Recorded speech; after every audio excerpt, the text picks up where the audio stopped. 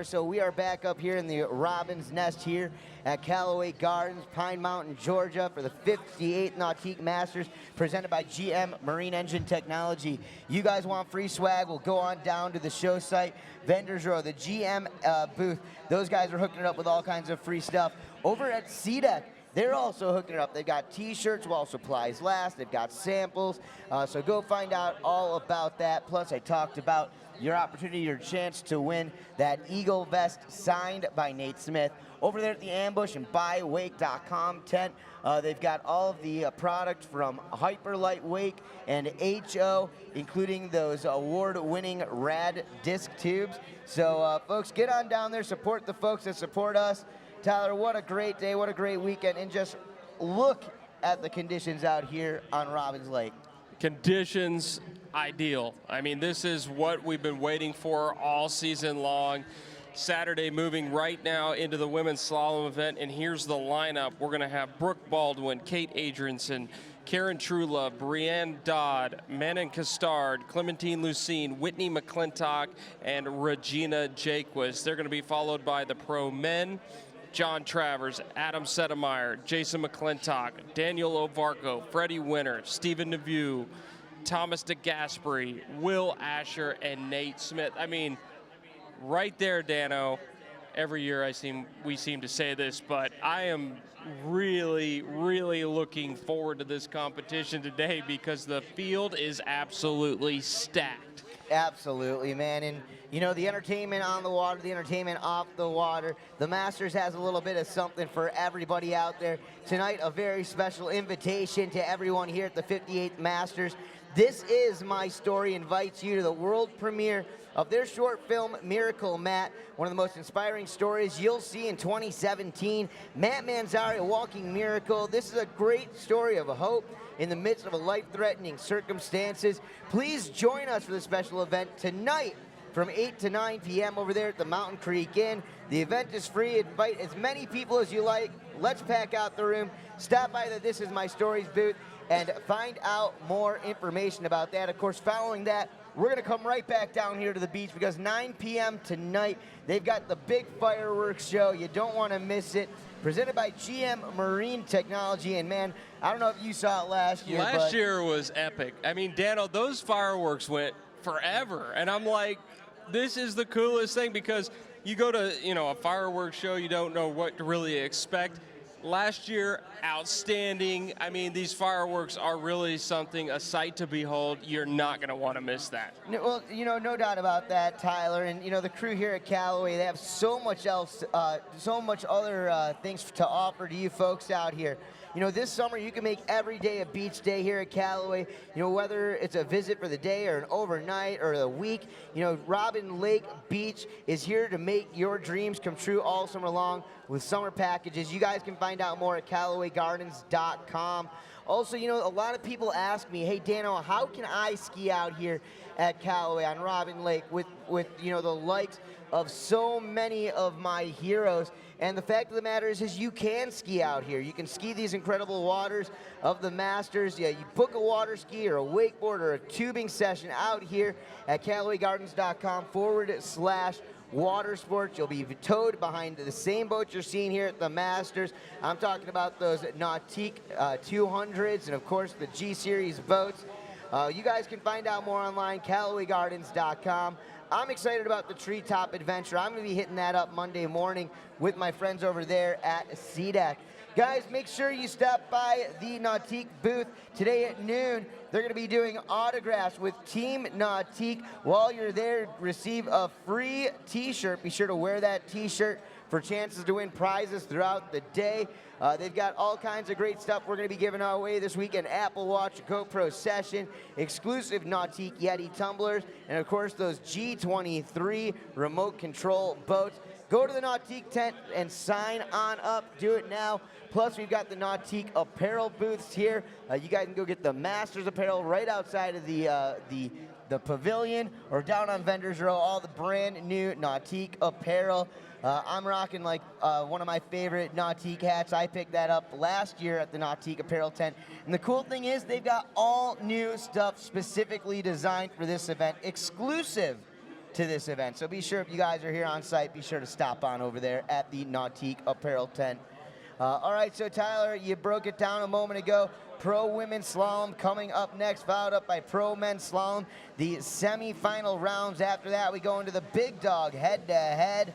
4 skiers going to be battling it out there. From there, it's wake skate, women's wakeboard, men's wakeboard semifinal rounds. And we cap off our day on the water with the Pro Women's and Pro Men's Jump semifinals. After that, follow me over to the Rockstar Bus. I'm going to be doing a live episode of the Golden Mike podcast. So if you guys want to check that out, win some free stuff, feel free to come on over. Come on over, baby. Good deal, Dano. I think I'll check that out later this afternoon. And remember, head on over to the PTM Edge booth and go sign up right now. They're going to give away a mirror, a couple of mirrors, I believe, and Dano, a value of $400. So go check out the PTM Edge booth today before 2 p.m. So you need to get over there now to sign up to win a free PTM Edge mirror. Winners will be announced at approximately 3:30, and you must be present to win. Fantastic. Now, for those of you guys who don't feel like getting out of your seats here today, well, get out those smartphones, take a photo, make sure you've got some sort of Nautique represented in that photo, whether it's an athlete, whether it's one of the fantastic boats around here. Post that up on Instagram, hashtag Nautique Masters. Don't forget to tag Nautique Boats, at Nautique Boats, in those social posts. We're giving out Super Air Nautique G23 remote control boats all day long through that social media feed, so be sure you guys get on board. Also, go fill out the super easy to enter form over at the Nautique tent. We're giving away a GoPro Sessions 5 here today at the Masters.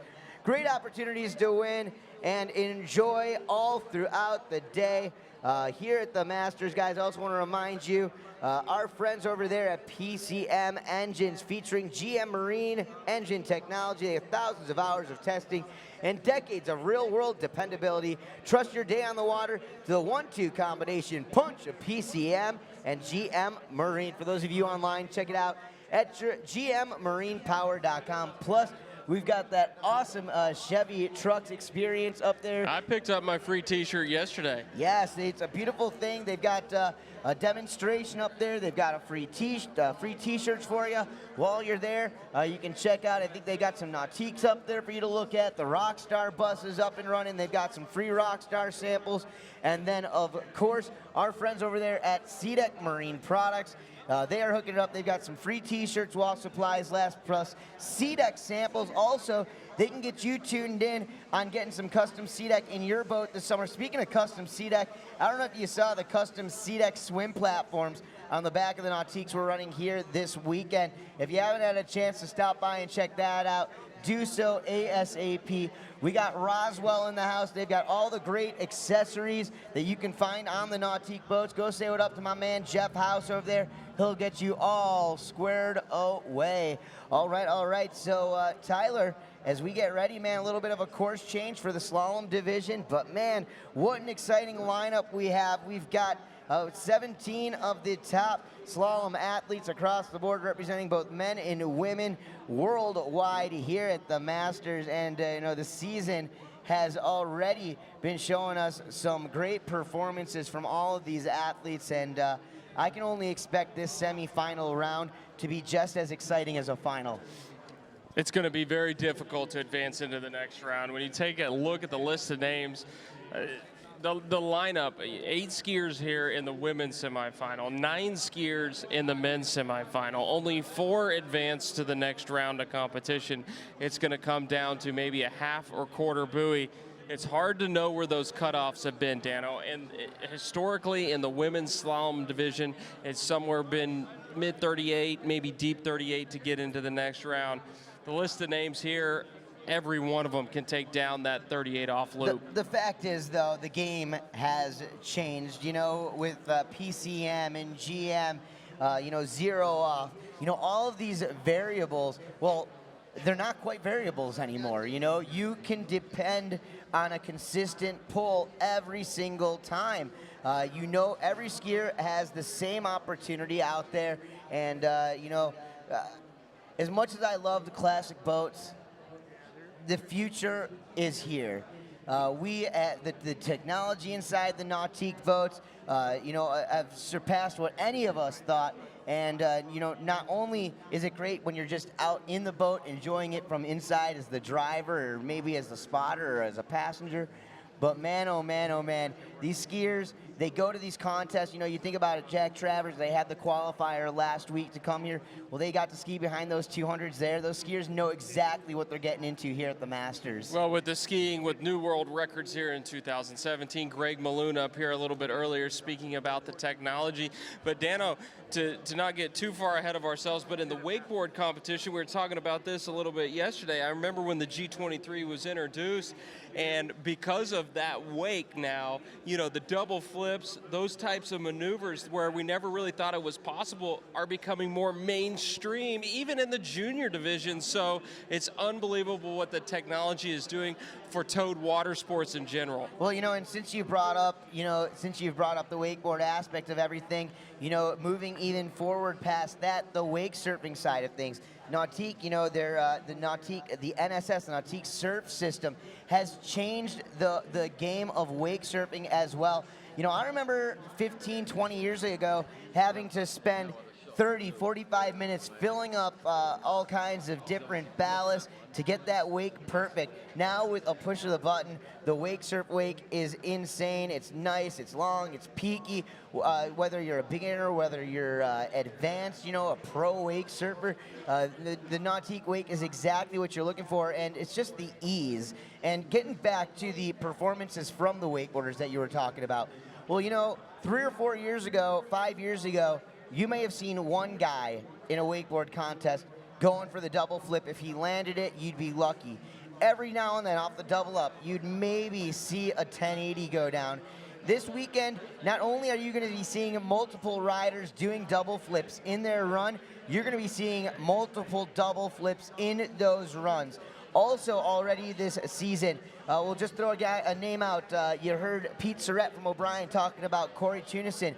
At the Moomba Masters, behind that G23, Corey Tunison stomped a 1080 in his run. He's the only rider in the world who's doing the 1080 in a proper pass, but he's not the only one who can do that. If you follow the social media feed, even just coming here into this weekend, so many of the guys have gotten that double flip just for this contest. So many guys have been landing that wake-to-wake 1080. Man, Tyler, I don't care which aspect we're watching, which discipline, whether it's trick, slalom, jump, wakeboard, wake skate, this is the most progressive towed water sports action in the history of our sport, my friend. And so exciting at that. And you know what? Even me as like an old guy, I'll tell you what, the technology has definitely helped change my game out there. I've been able to run passes I never thought. I've been able to do tricks behind the boat that I never thought were possible. Even on a wakeboard, I went out on the G23 and I landed, it was a G25 a couple of years ago, and I'd only landed a flip on a wakeboard one other time, and I was able to get it first try, man. I'm telling you what, smooth consistency is what it's all about out here. Well, and it's a game changer because, looking down Vendors Row, one of the booths that are set up over there, I believe there's the HO people in the house, and you spoke of Wade Cox a little bit earlier, tuning into Marcus Brown's podcast. He was talking about how all of this technology has changed the sport and allows you to ski longer and more efficient through your career, through your lifespan. So, Dano, we could touch on so many different factors of how technology is touching the towed water sports life, but it just made, after this tournament, I just want to run home and get behind my 200 and take a rip. Well, I don't know. I kind of just want to hop in the water and get a little rip right here at the Masters. I don't know. I'm thinking maybe for maybe on your. How many years is it for you up here on the microphone now? This is year number 8. This is year number 8, and I think this is either 12 or 13 for me. So let's do it. 2 years, you and I here. Maybe we can get like O'Brien to sponsor a head-to-head announcers battle on the trick ski. Let's do it. I think they'd like it. I mean, I don't want to make my head any bigger than it already is, but people might be a little impressed to actually know what a guy like myself can do Well, on a Dano, trip. you have a strong following on social media, and if all of your fans show up, you might outdo me just by your fan base. Yeah, well, that's only if we're letting the fans do the judging. We'll probably bring in some of the wakeboarders and let them do some subjective judging on I think what we should do it behind the G23 as well. I had no other thought on that one. Well, maybe we'll bring out like one of the GS series boats. Maybe we'll do it the GS20. That will make it fair. Absolutely. All right, guys, we're going to take the Nautique 200 back down the line. Y'all hang tight. We're going to be back with our slalom semifinal here at the 58th Masters in just one moment. For Tyler Boyd, I'm Dan Lamano, and we'll be back.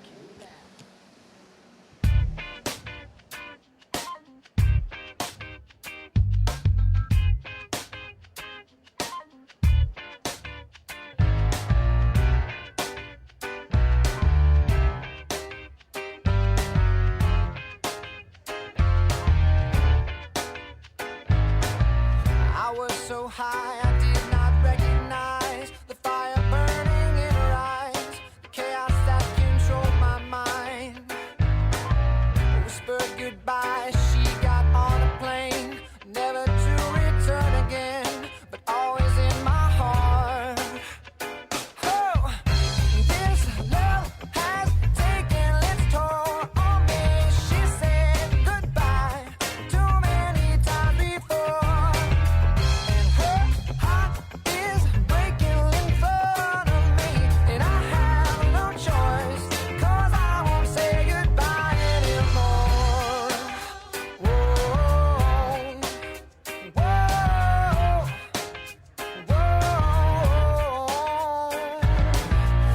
Tried my best to feed her appetite, keep her coming every night, so hard to keep her satisfied. Oh, kept playing love like it was just a game, pretending to feel the same, then turn around and leave again. On the water boat, right here making her pro debut at the Masters. This is 16-year-old Brook Baldwin. We saw her yesterday competing in the junior division, both in trick and jump, putting out some solid performances. But she is here. She is skiing with the pros here in slalom. Tyler, how did Brook earn this position? Well, last week at the Last Chance qualifier, Brook got the opportunity to be invited this weekend by having an outstanding score, which basically matched and surpassed what she needed to do of the competitors who had already pre-qualified into this event. Now, Brook had to make the decision in the juniors to only jump and only trick, and she could not ski overall because of that invitation. And I think this is the right move, Dano, you know, to go out, get into the tournament with the Last Chance qualifier and be the first skier off the dock. She has the ability to set the pace. The nerves are really off because 8 skiers in this heat, and Brook Baldwin opened up there 28 off, coming back at 32 off. If you're just tuning in for the first time, the boat is traveling at constant speed of 34 miles an hour. These skiers must negotiate their way around 6 full buoys. There's entrance gates and exit gates on each end of the course. Brook's going to be coming back at 32 off. There she goes through the entrance gates around number 1. Now, a skier gets 1 full buoy when they get to the skiing position behind that Nautique 200. As Brook makes her way down the course, she's around number 5 and over to number 6. So early, so clean, so smooth, and goes out those exit gates. So, Dano, the first skier off the dock today, but I have a feeling Brook is going to put a pretty big benchmark out there for these skiers to chase. No, absolutely. And you know, in 2016 as a junior master in the slalom division, she was one of the most talked about skiers in the game. Moving into 2017, the momentum continues to build with Brook Baldwin. Of course, that Baldwin name, another one of those long-time names, the tradition of water skiing.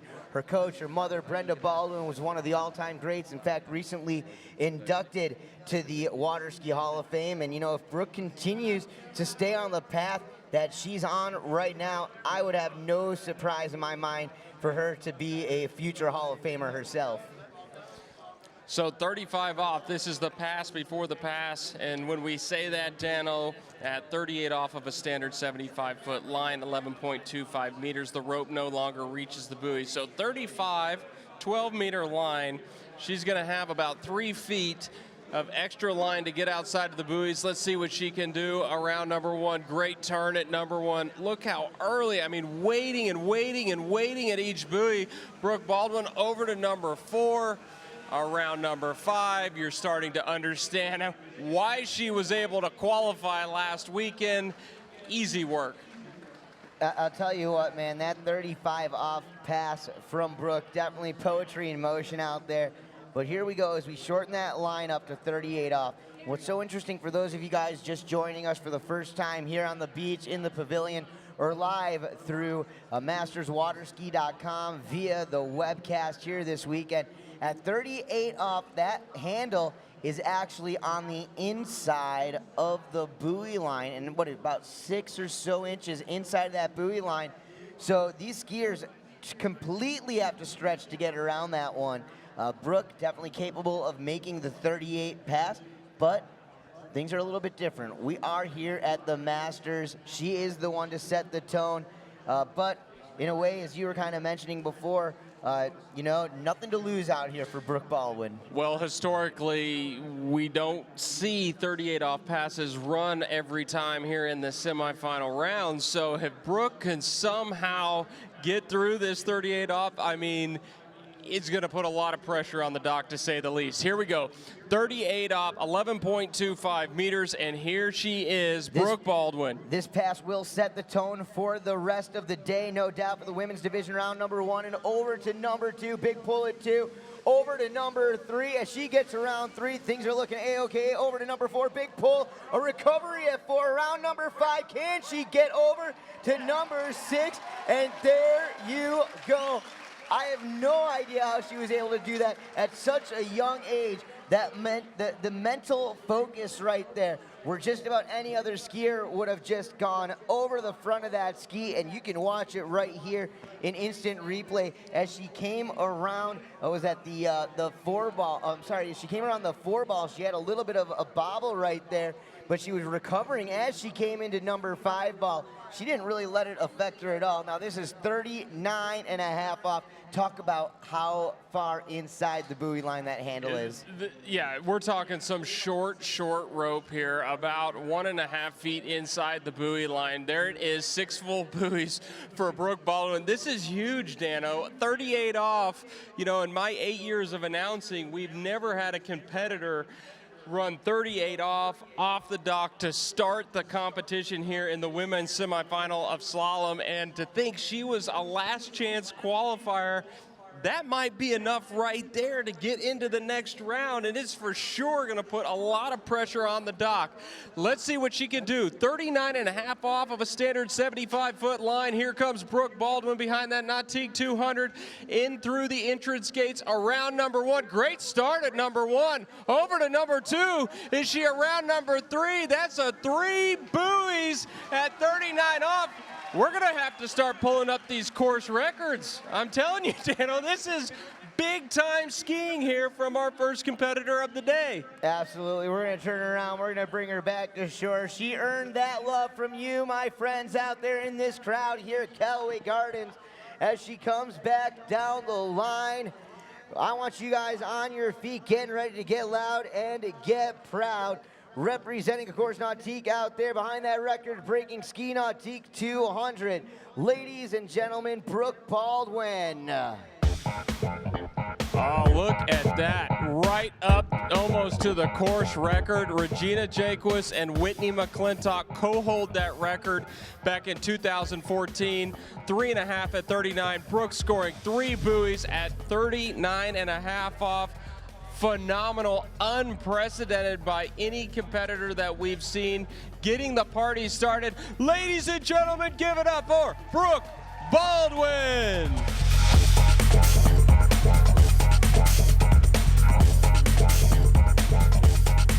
Well, I'll tell you what, Tyler, I'm going to hang off a tree branch on this one and just go for it and say it.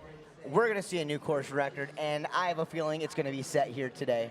Well, for the 16-year-old to qualify, get into the competition, and put that type of pressure on the veterans of this group. I mean, you take a look at the veterans. You got Karen Truelove in here, Clementine Lucine, Whitney McClintock, and Regina Jaquess. Really interesting that Whitney and Regina co-hold that course record, and they are our top 2 seeds. So they're going to have to ski up to that course record, break that course record, if they're going to have that same seeding order to go into the final round. Well, no doubt, and we're going to move on to our next skier, young lady coming to us from Belgium.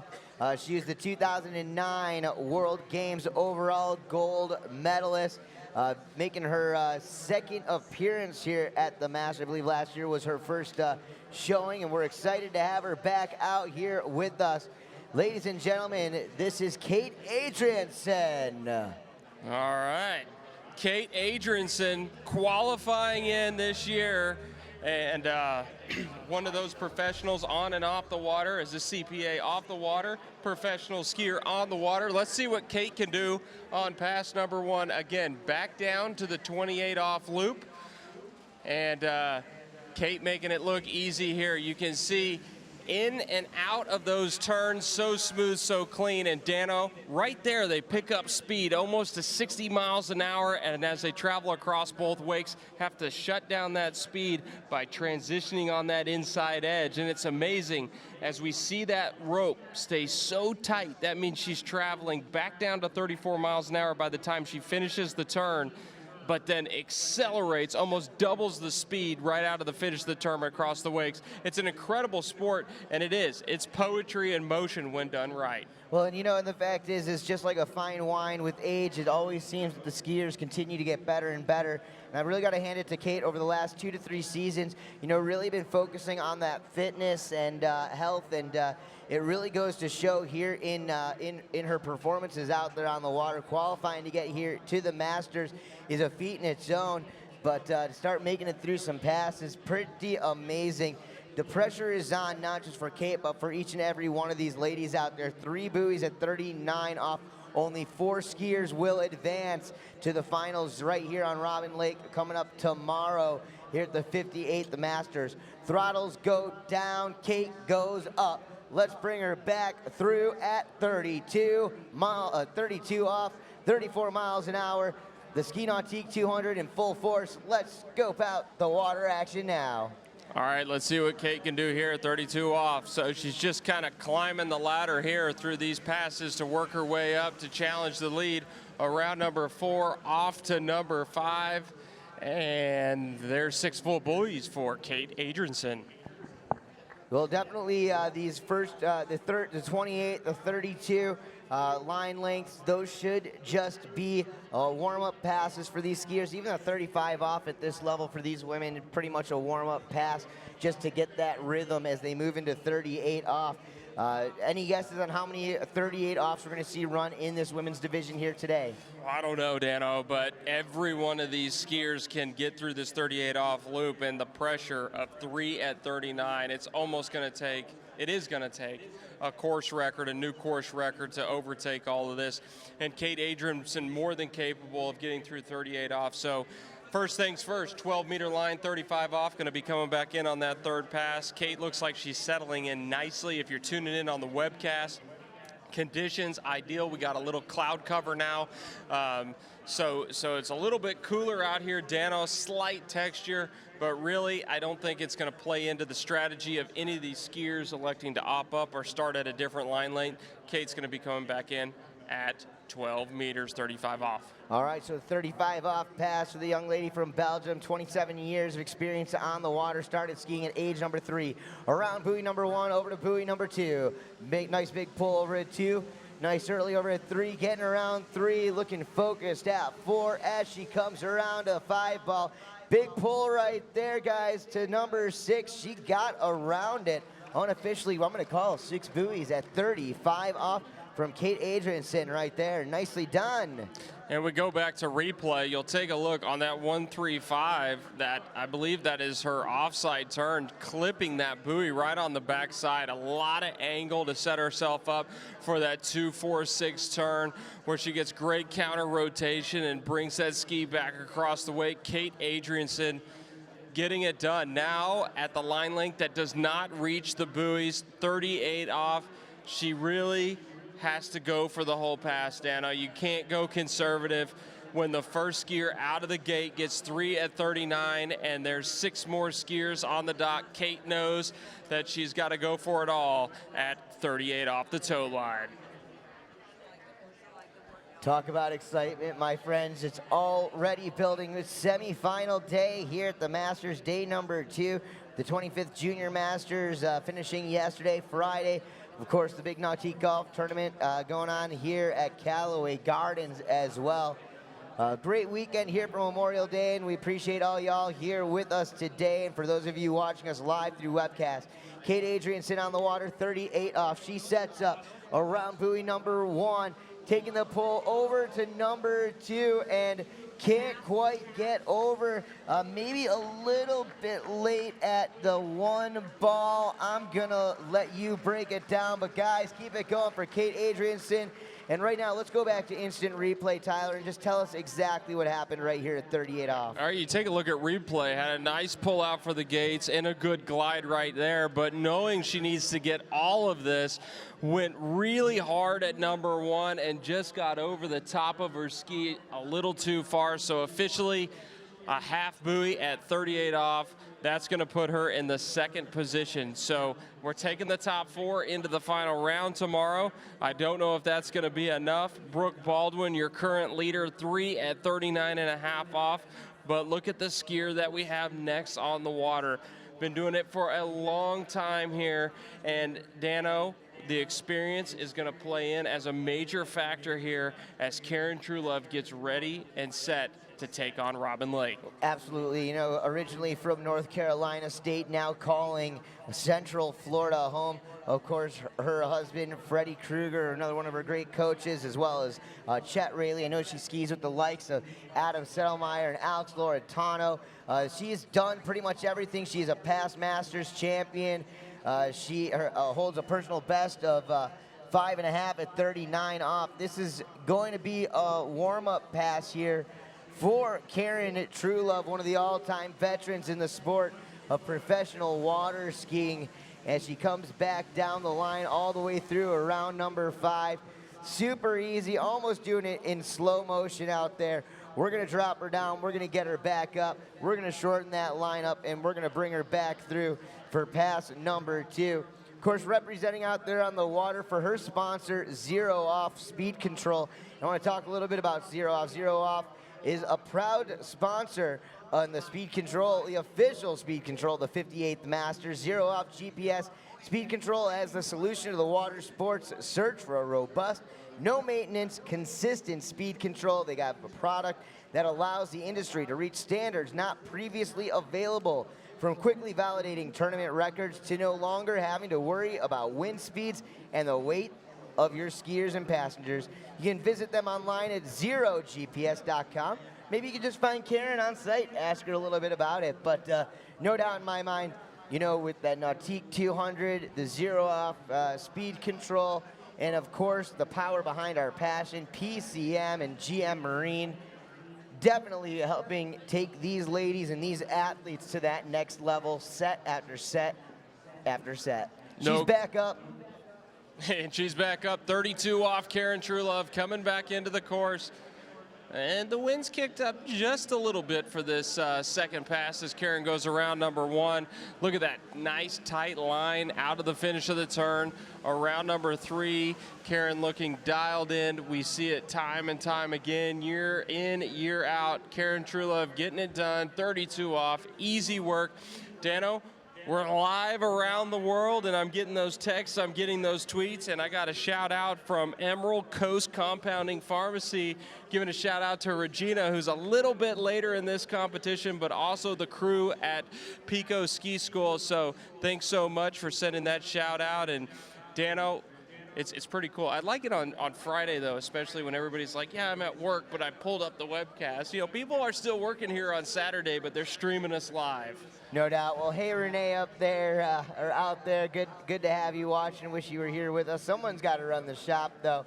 But so we've got Karen Truelove out there on the water. She is number 3 off the dock here. Currently, as it sets, our leader, 3 buoys at 39 off. Then half a buoy at 38 off for Kate Adrianson. So Brook Baldwin in the lead. Kate Adrianson holding down the 2nd spot.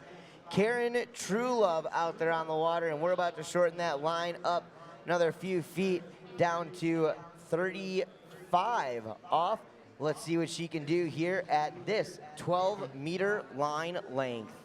All right, here comes Karen as she gets ready for her gate shot. And a little slow there at the beginning of this pass. Let's see if she can make up ground, traveling a little fast into number 3. Just course management at this point around number 5 and to number 6. You can see the experience there. Dano had a little bit of a slow turn, but really unfazed through the whole pass. Just bring it down the lake a bit. Keep a nice smooth line, and here we go, 38 off. You got to turn loose. You got to turn it loose here and get through this whole pass to put some pressure on the dock. All right, doing it out there on Lake Huckleberry, Central Florida. Karen Truelove. You know, I follow the social media feed of Adam Sedlmajer, who's out there skiing with Freddy and Karen all the time. I don't know if you follow it, but that lake that they're on, I can understand why they're as good of skiers as they are. You know, I was going to ask Adam about that. I mean, every day on social media, it seems like there's, I don't know if it's the same gator or there's multiple gators. According to Freddy, it's the one gator. It comes okay, in. It's a one cool gator. gator. It just hangs out. As long as you don't bother it, it won't bother you.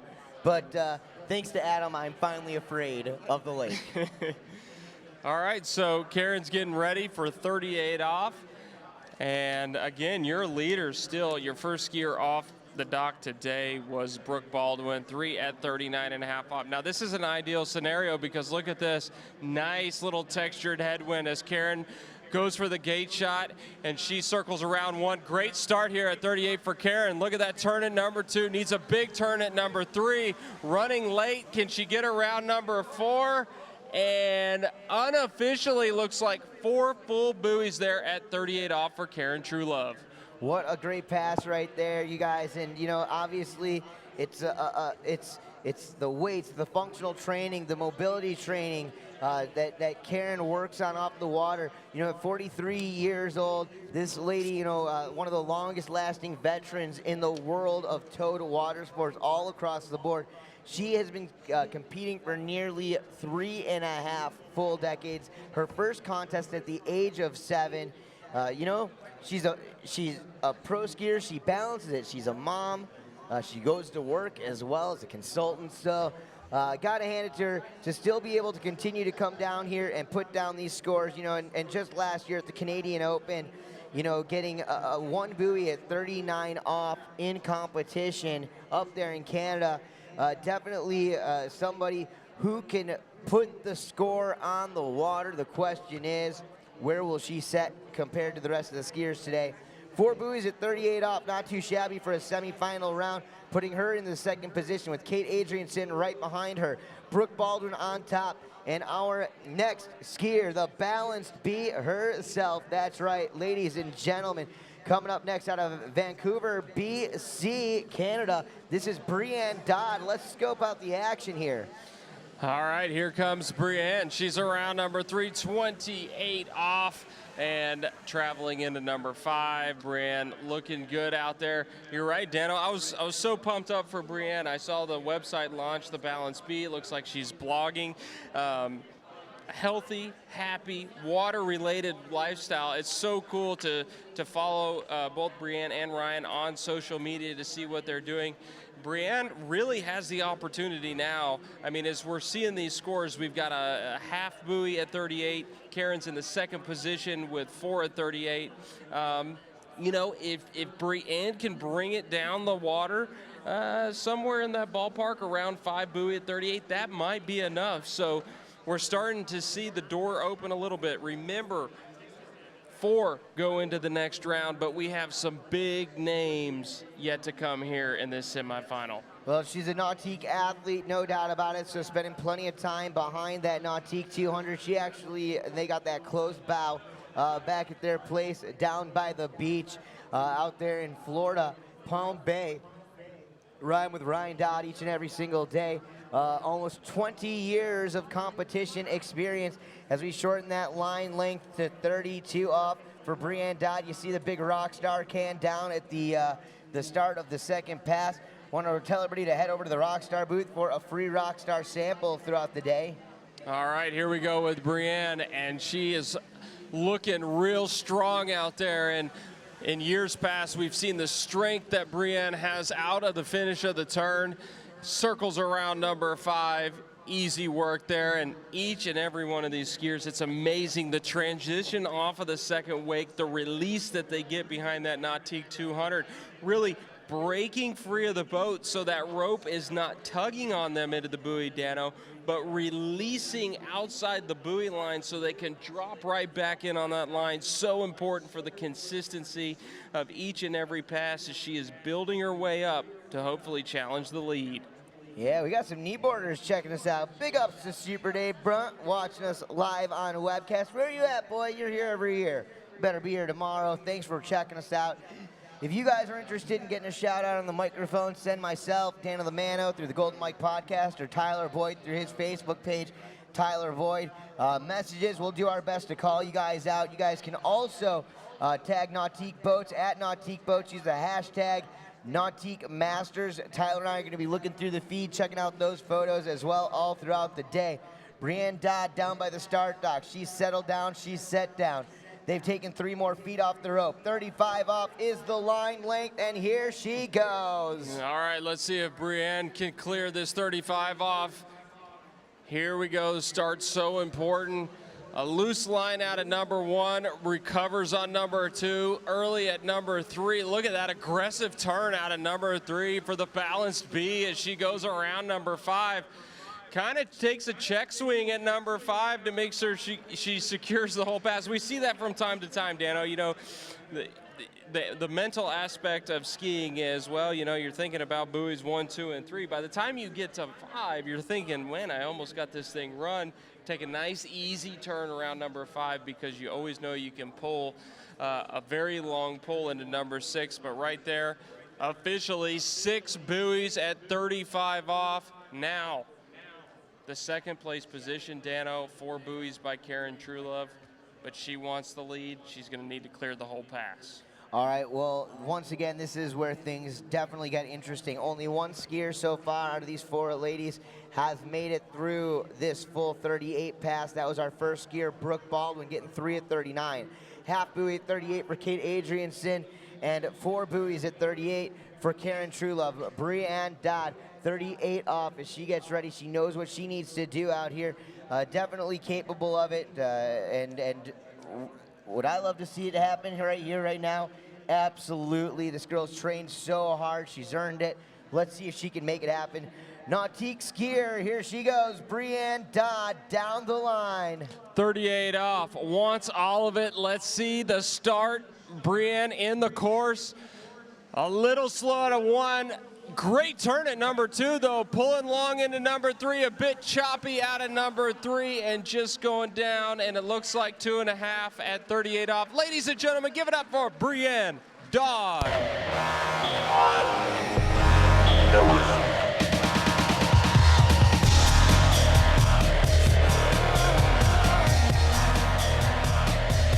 Hey guys, hungry, thirsty? The Beach Pavilion offers sandwiches, pizzas, sodas, and much more. The neighboring beach bar is a great place to chill out with cold drinks and the sunsets tonight. For real feast, check out the Piedmont Dining Room Restaurant in the Lodge and Spa. Friday nights, well, that was last night, but you guys could enjoy their seafood buffet. Hopefully you guys did that. The Country Kitchen menu features real down-home Southern cooking. For a light lunch, you guys can stop over at Champions Grill at the Mountain View Clubhouse or grab a sandwich or salad at the Discovery Cafe. If you're in the mood for an elegant dinner tonight, you'll not want to miss the Gardens Restaurant Callaway Gardens fine dining venue. So much to do out here. Enjoy the tournament in the beach, but while you're here, don't miss the beautiful gardens and its attractions, including the Day Butterfly Center, live Birds of Prey show, and the new and improved bike trails for more. And guys, there's so much to do out here. You're going to want to return time and time again, and the annual passes are a great value. So make sure you check those out. Purchase online or find out more information at CallawayGardens.com.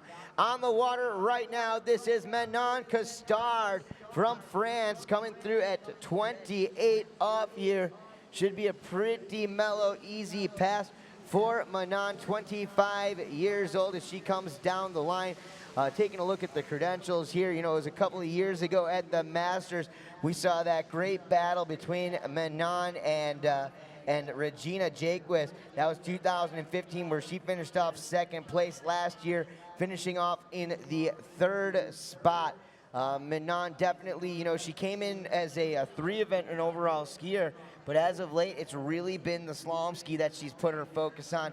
Manon's got that slalom ski body type, and, you know, off the water, just such a sweetheart, and on the water, definitely one of the toughest competitors of all time. And you take it back to 2015 and 2016, she's been charging the top of the podium. There's no question about it. She wants to get into the final round, and she definitely wants to get a Masters title. Look at those scores in 2016. A half buoy there at 41 on a couple of occasions. This is just showing not only can she take down the 38 off loop, she can take down the 39.5 and start challenging into 41. Manon Costard, one of the up-and-coming great skiers you're going to want to keep your eye on as the rope is shortened here to 32 off. And let's take a look at this style. We talked about that release off the second wake. Look how early that she comes into each and every buoy, because she's breaking free of the boat right there and dropping right back in on the turn. So she is literally waiting and waiting behind the boat. That rope is not pulling her down the lake. She is in complete control. Manon Costard, 32 off, easy work. Well, Manon, of course, the newest member of the Radar ski team, and you see her riding that Vapor like none other. She makes it look so easy and so clean. You know, something that we don't normally talk about too much is, you know, like the fact that, you know, these skiers, they've got their skis and everything so tuned in for them, for their stylings. What I've always respected about Manon is, you know, a couple of years ago, she showed up at a tournament, airline lost, and, you know, this has happened to many skiers before, where the airline breaks the equipment, and you get there, you pull it out of your bag right before your run, and you realize that, oh, no, I don't have equipment. Well, Manon, not only did the airline a couple of years ago lose her equipment, but she borrowed a ski. She didn't have really time to test it out or tune it up, and she was still able to go out there in this contest and run a full 39 off pass. And, you know, obviously the equipment means so much to what these guys and gals do, but it also goes to just show the level of how good these athletes actually are. No question, Dano, and we're set and ready for 12-meter line. Manon coming back, pulling out on the gates nice and wide up by the passenger side as she swings up on the driver on number 1 over to number 2, and she looks dialed in here. Look at that turn at 3, aggressive approach around number 4, and a lot of angle there on 35. You almost need to test the waters on these passes leading up to this short line slalom, because Dano, she's setting some hard edges, and that's the angle she's going to need to get through 38 off. Absolutely, and just watching this replay as she cuts down the line, buoy to buoy, Manon Costard just makes it look so silky and smooth out there.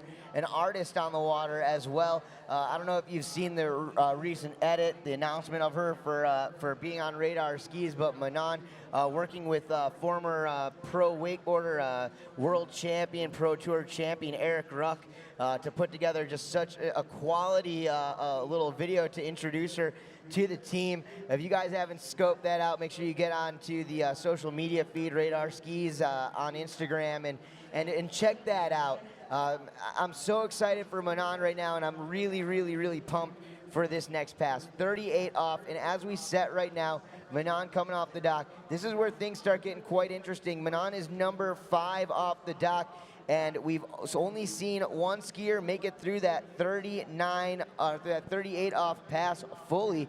That was Brook Baldwin. It all starts here. You got to get through the 38, that handle inside that buoy line. Let's watch it go down right here. Oh, gets pulled up a little bit at number 1. A heavy turn at 2. She's back in this thing, though. Traveling fast into number 4. Slow out of number 4. Can she turn 5? Look at the 5 ball. Wow. Dano. We're going to have to go back to replay. That start to that 38 was not the best start, but course management and maintenance all the way through. And she came off that 4-ball turn right here, and it was going to take a big 5. And look at the wall of water she sent into the air. Now we're talking about challenging the lead. Brook Baldwin with that 3 at 39. A co-hold record between Whitney McClintock and Regina Jaquess at 3.5 at 39. Will it be the lead? Will it be a new record? Time will tell. Well, you know, there's an opportunity for that record, for the course record to be broken multiple times here. You know, as you look down the line, these next 3 skiers have all skied all the way through, you know, these 39 off passes, and just absolute excitement out here on the waters of Robin Lake as Manon Costard gets back up. This is 39.5 up. 3.5 buoys is the course record. 3 buoys is our current leader score. Let's see what she can do right here, right now. Here we go. Manon Costard, she needs a good turn at number 1. Look at the turn out of number 1, waiting on number 2. Heavy at number 2. Can she turn 3? She's and she goes for it. Give it up for Manon Costard. So unofficially, 2.5 buoys there at 39.5.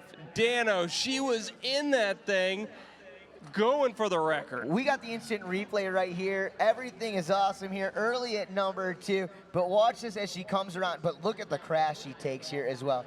Gets around that 3 ball and just loses grip, slides out. I got to hand it to Manon, the way she's able to manipulate that ski. It's pretty dang unbelievable. Guys, there it is, 2.5 buoys, 39 off for Manon Costard.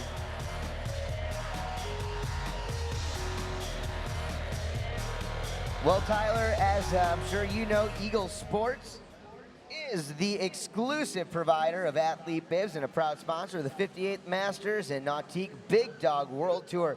Eagle's been designing and building quality products for the water sports and sports apparel industry for now well over 25 years. Eagle Sports offers their clients the ability to order a wide variety of products that are all made right here in the USA. They offer the ability to work directly with the manufacturer and design to produce and distribute from a single location. Service is their #1 priority. You can find them online at eaglesports.com, or you can stop over at the Eagle booth for your chance to win a Nate Smith signed Eagle vest. Also, our friends at Commercial Sewing, towable mooring covers featuring patented vacuole system, which eliminates the cover from billowing or buffeting while being towed at highway speeds. Strapless design for easier installation and a cleaner look. Sure-last fabric specifically designed for commercial sewing, marine products. Wrap it up with Commercial Sewing. Visit commercialsewing.com for all their available covers. Check it out. We have got only 3 skiers left to go. And coming up, of course, another future Hall of Famer, no doubt. 34 years old, originally from France. Nautique, a skier. Coming up next, this is Clementine Lucine, and there she is, 28 off on that line length. Let's see what she can do. Here we go with Clementine, a veteran of the group, making 28 off look so easy. You take a look at the credentials here, Dano. I mean, all the way back to winning the world tournament in the overall competition back in 2007. That was 10 years ago, and here she is in the top 3 position here in the semifinals here at the Masters. The longevity, the endurance, the ability to make it this far, and looking better than ever out there at 28 off, I have to say. So 6 full buoys, 28 off, running total of 42 buoys for Clementine Lucine, and that is going to give her the opportunity to continue on, as we have 2 more skiers remaining on the dock, which is going to be Whitney McClintock and Regina Jaquess. Again, our co-record holders on this course at 3.5 buoys at 39 off. It's going to be really interesting. And Dano, we've seen this before, the veterans of the group really kind of rounding things out here in the semifinals, but Brook Baldwin, the youngster, still in the lead with 3 buoys at 39. You know, you're starting to see the changing of the guard a little bit, putting the pressure on the veterans. So it's going to be interesting to see what happens here. Here comes Clem back on pass number 2. Pulling out wide behind that Nautique, and here we go, 32 off of that standard 75-foot line. Boat remaining the constant speed of 34 miles an hour. The acceleration in and out of those buoys around 60 miles an hour. Clem makes her way around 5 ball and 6 full buoys. So dialed in behind that 200 today. That's right, and as we've been seeing with these skiers, the shorter they go, the easier that they are gonna make it look out there. Hooking those turns, picturesque right there from the veteran on the water. You know, Clementine Lucine, 3+ decades of experience on the water, and you think about it, holding that trick and overall world record for so long, you know, a full decade holding those world records there. Whether it's a slalom, whether it's trick, this girl can jump. She's a total water sports enthusiast, and as a Nautique skier, you know she gets her opportunity to get out behind the Super Air Nautique G23 and get her wake surf on, courtesy of the NSS Nautique Surf System. You can meet and greet with Clem and the rest of the Nautique team in about 1 hour from right now at the Nautique booth. I do recommend heading over to the Nautique tent right now and signing up for your chance to win a GoPro 5 Sessions. We're going to be giving that away at 3:30 p.m. And if getting out of your seat isn't your thing, has hashtag Nautique Masters, tag Nautique Boats at Nautique Boats on Instagram, post a photo, show your Nautique pride, and get hooked up. Here we go, 35 off, Clementine Lucine.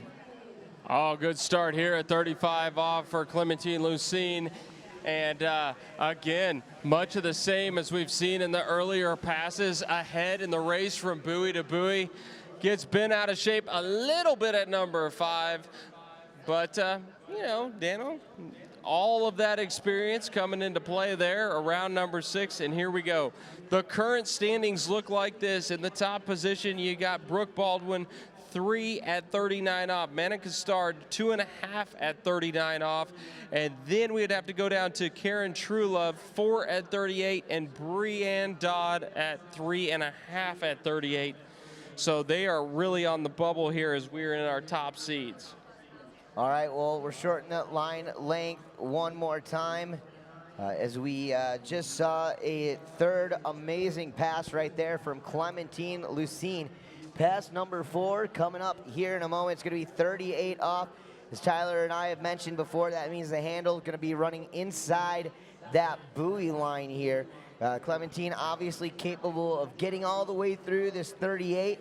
There is a reason why she is a top 3 seed coming into the Masters semifinal round.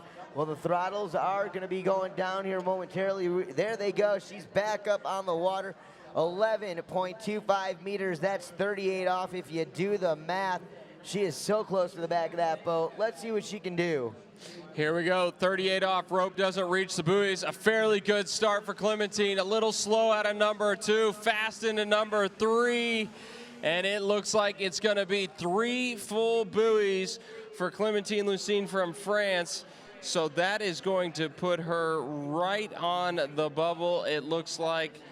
Or actually right behind Brienne Dodd with that 3.5 at 38. So that will not be enough to advance into the next round, but tremendous skiing thus far.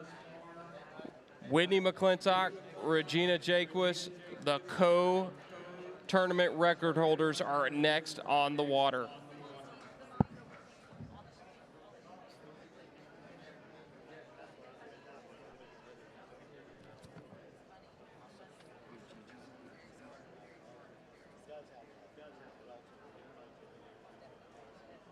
All right, well, as we set up, folks, up next, you saw her in the trick event earlier today, and now it's her time to shine on that mono ski. She's going to be representing out here in the jump division as well a little bit later on this weekend, so, or a little later on today, competing in all 3 events here, guys. She's one of the top overall skiers of all time. A young lady who definitely capable of getting through that 39.5 off pass. Nautique skier, performance ski and surf skier, radar skier, doing it for Matt Rini Ski School, guys. This is Whitney McClintock. Whitney taking a win in slalom at the Moomba Masters already earlier this season. So she is on point when it comes down to the slalom with a regime of fitness like none other, mixing in yoga and CrossFit and of course that healthy eating lifestyle. Doing a fantastic job. You know, not only is she an athlete, but she is a wellness coach as well. I've gotten a little bit of advice from her in the past, and if I could just stick to it, maybe I'd be as healthy as she is. That's Whitney McClintock, and of course making that 28 off look way, way too easy. And here we are. Look at that, Dano, opening up at 32 off. So different strategy here. Going to be coming back already at the 12-meter line, 35 off. That means that taking 38 off from a different direction than we've seen today. So Whitney McClintock feeling good, feeling confident. 32 off in the books, running total 48 buoys. Has had a lot of success here at the Masters over the years, whether it be the trick event, the slalom event. I mean, has seen the podium time and time and time again.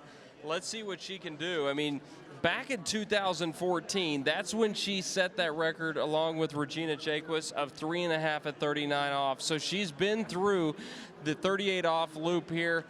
I think she's going for the record, Dano. I really do. Something's telling me they're all going for the record here today. Let's see what she can do right here, right now, guys. Whitney McClintock at 35 off.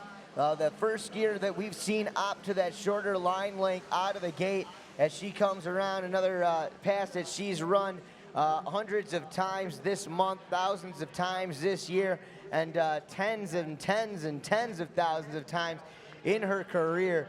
35 off, easy work right there from Whitney McClintock. So here we go, already on the third pass, going to be at 38 off, and she needs all of this one. There's no question about it. It's not only about getting into the next round for Whitney McClintock, but it is the seeding, because the strategy of tomorrow's round, it's such an advantage, Dano, to know what you have to do before you go out and ski, because a lot of times that determines what gate shot you're going to take, how aggressive you're going to turn each side of the course. So let's see what Whitney McClintock can do here at 38 off. The start's so important. We're going to be looking to see what's the line look like out of the finish of the turn. Is it tight? Is that ski carving right around the backside of the turn? All of those things so critical and important as the rope gets shorter. Absolutely, and obviously, you know, Whitney McClintock has her mental game on focus as well. The McClintock name synonymous with the Masters. You go through the history books and how many family members of Whitney have competed here. We're going to see what she can do as she comes down, folks, past number 3, 38 off, around 1. Big pull at 1, around number 2. Another big pull right there for Whitney. Going through number 3, over to number 4. Nice turn at 4, getting over to number 5. Big pull out of 5, a little pop out of the water, but able to get that ski grounded and back around at number 6. That was a solid looking pass from Whitney McClintock. Well, and if we could go back to replay and check that one out, because when she went through the gate here, Dana, look at this hookup at number 1. I mean, she disappears behind the wall of water, waiting on number 2, and an aggressive approach to that 38, and that's how you need to ski on Robin Lake. You can't ride a flat ski at all. You need to be on an edge. Whitney McClintock getting it done there. Now, 3 buoys at 39 off your current leader, Brook Baldwin, and right behind her is Manon Costard with 2.5 at 39. Course record 3.5 at 39.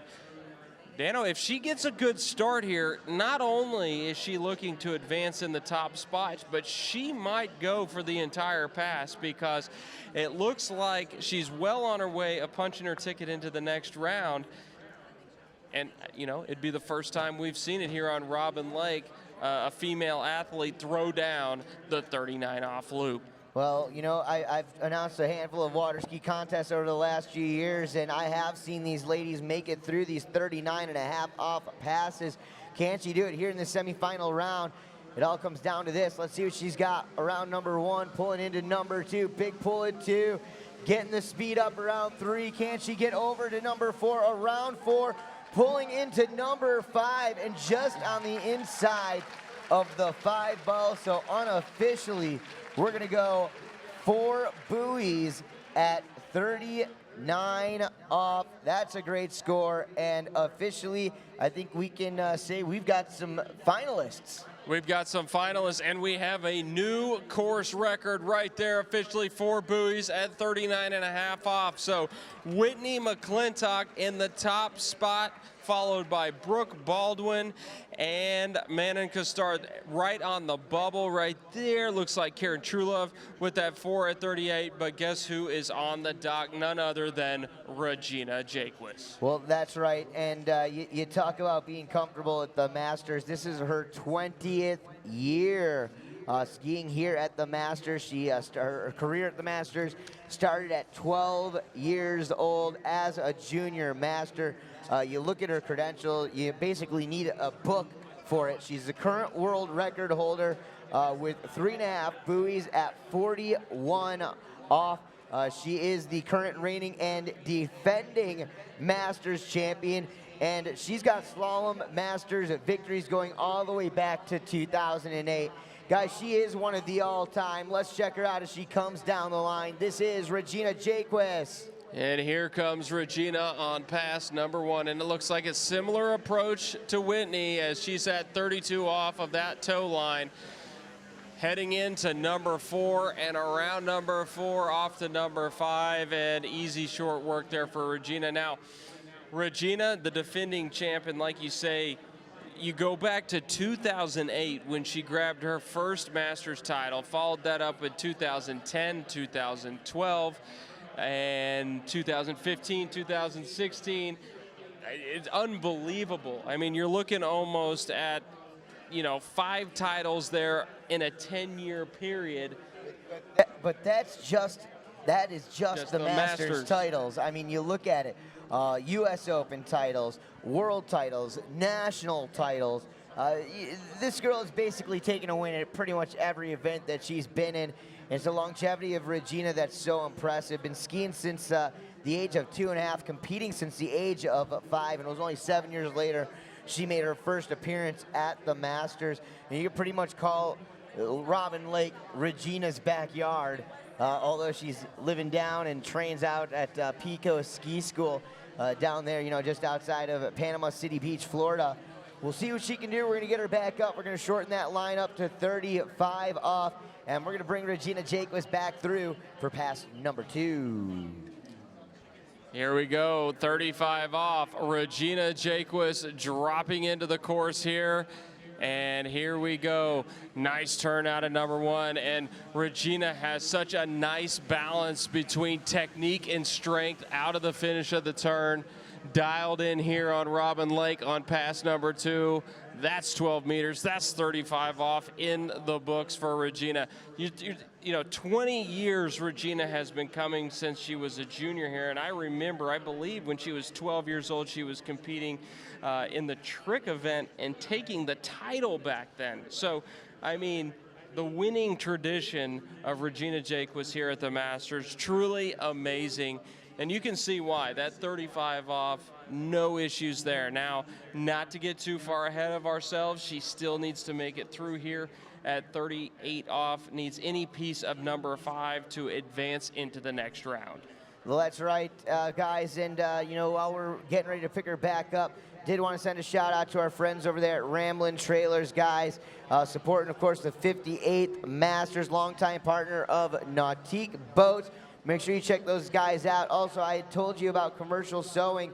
Well, they're giving away Beats by Dre wireless speaker today over there at their booth. Go to the top of the hill, find out more. Big shout out, thank you to Commercial Sewing, all the great sponsors here at the Masters. 11.25 meters, 38 off with Regina Jaquess coming through for pass 3. Here we go with Regina. Let's see her start. Oh, on the tail of the ski. Needs to make up ground on number 2. Does so early at number 3. Heavy at number 3, but able to get around number 4. This 5-ball is going to get her into the next round. So 6 full buoys there. And it's almost like when Regina sometimes runs into some choppy water or some unique situation, she just finds that leverage behind that boat and gets back and away, holds that position across the course, and somehow ends up early and back in the game. There it is, 6 full buoys at 38 off. Now, Dano, she wants that positioning, no question, as the top seed, and what it's going to take is a new course record in any piece of number 5 to get that top spot. Absolutely, but you know she holds that world record with 3.5 buoys at 41 off. Definitely capable of getting into that short line, finishing through 38. I've definitely seen her run this 39 off in competition before. Can she? Will she do it again here today? We find out shortly. But our field is set for this pro women final as it's set right now. Whitney McClintock, Regina Jaquess, Brook Baldwin, and Manon Costard are going to battle it out coming up here at the Masters later on this weekend. But 10.75 meters, 39.5 off. This rope is well inside that buoy line. Regina Jaquess behind that Nautique 200. Let's see what she can do. All right, she's around 1, stands up a little bit around number 1. Great turn in number 2, ladies and gentlemen. Over to number 3. Can she turn number 4? She's slow out of number 4, and it's gonna be 4 buoys. So guess what? Tied up with Whitney McClintock, and the 2 still hold the record. Regina basically being like, no, we do this together, Whitney. What a fantastic showing from all those ladies out here in this pro women's slalom semi-final round. Brook Baldwin, Kate Adrianson, Karen Truelove, Brienne Dodd, Manon Costard, Clementine Lucine, Whitney McClintock, and the last lady you just saw moments ago, Regina Jaquess, setting us up for an amazing final that's going to be happening right here on Robin Lake tomorrow from the 58th Masters, the final day of action. Before we move forward, big ups to Buck Algonquin, the industry leader in quality marine hardware for over 50 years. Their talented engineers and design team use their modern CNC machine shop to manufacture the best below the waterline parts for Nautique boats. Syntec Industries, from steering wheels to carpets, Syntec has been delivering the inside edge since 1983. Syntec Industries, proud sponsor of the Big Dog World Tournament in the 58th Masters. And of course, we are gonna have the Big Dog head-to-head following our next round, the Pro Men's Slalom semifinals here at the Masters, guys. We're gonna get the athletes on the water. Tyler Boyd, Dan Lamano, we'll be back in just one moment with more from the 58th Nautique Masters, presented by GM Marine Engine Technology.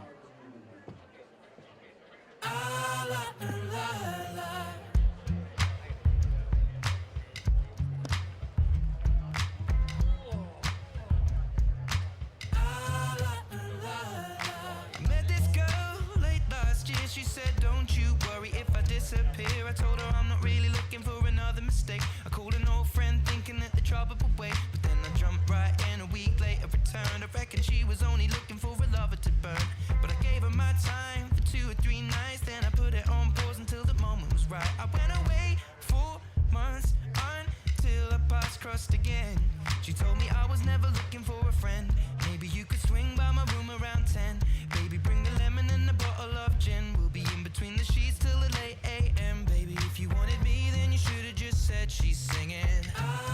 Don't win my love. That heart is so cold, all over my own. I don't wanna know that, babe. Don't win my love. I told her she knows. Take aim and reload. I don't wanna know that, babe. And for a couple weeks I only wanna see her. We drink away the days with a takeaway pizza. Before a text message was the only way to reach her. Now she's staying at my place and loves the way I treat her. Singing out Aretha all over the track like a feature. And never wants to sleep, I guess that I don't want to either. But me and her, we make money the same way. 4 cities, 2 planes the same day. And those shows have never been what it's about. But maybe we'll go together and just figure it out. I'd rather put on a film with you and sit on the couch. But we should get on a plane or we'll be missing it now. Wish I'd have written it down, the way that things played out. When she was kissing him, how I was confused about. Now she should figure it out while I'm sat here singing. Don't win my love. That heart is so cold, all over my own. I don't wanna know that, babe. Don't win my love. I told her she knows. Take aim and reload. I don't wanna know that, babe. On my hotel door, I don't even know if she knows what for. She was crying on my shoulder. I already told you, trust and respect is what we do this for. I never intended to be next, but you didn't need to take him to bed, that's all. And I never saw him as a threat until you disappeared with him to have sex, of course. It's not like we were both on tour. We were staying at the same hotel floor. And I wasn't looking for a promise or commitment, but it was never just fun and I thought you were different. This is not the way you realize what you wanted. It's a bit too much, too late if I'm honest. And all this time, God knows I'm singing. Don't win my love. That heart is so cold, all over my own. I don't wanna know that, babe. Don't win my love. I told her she knows. Take aim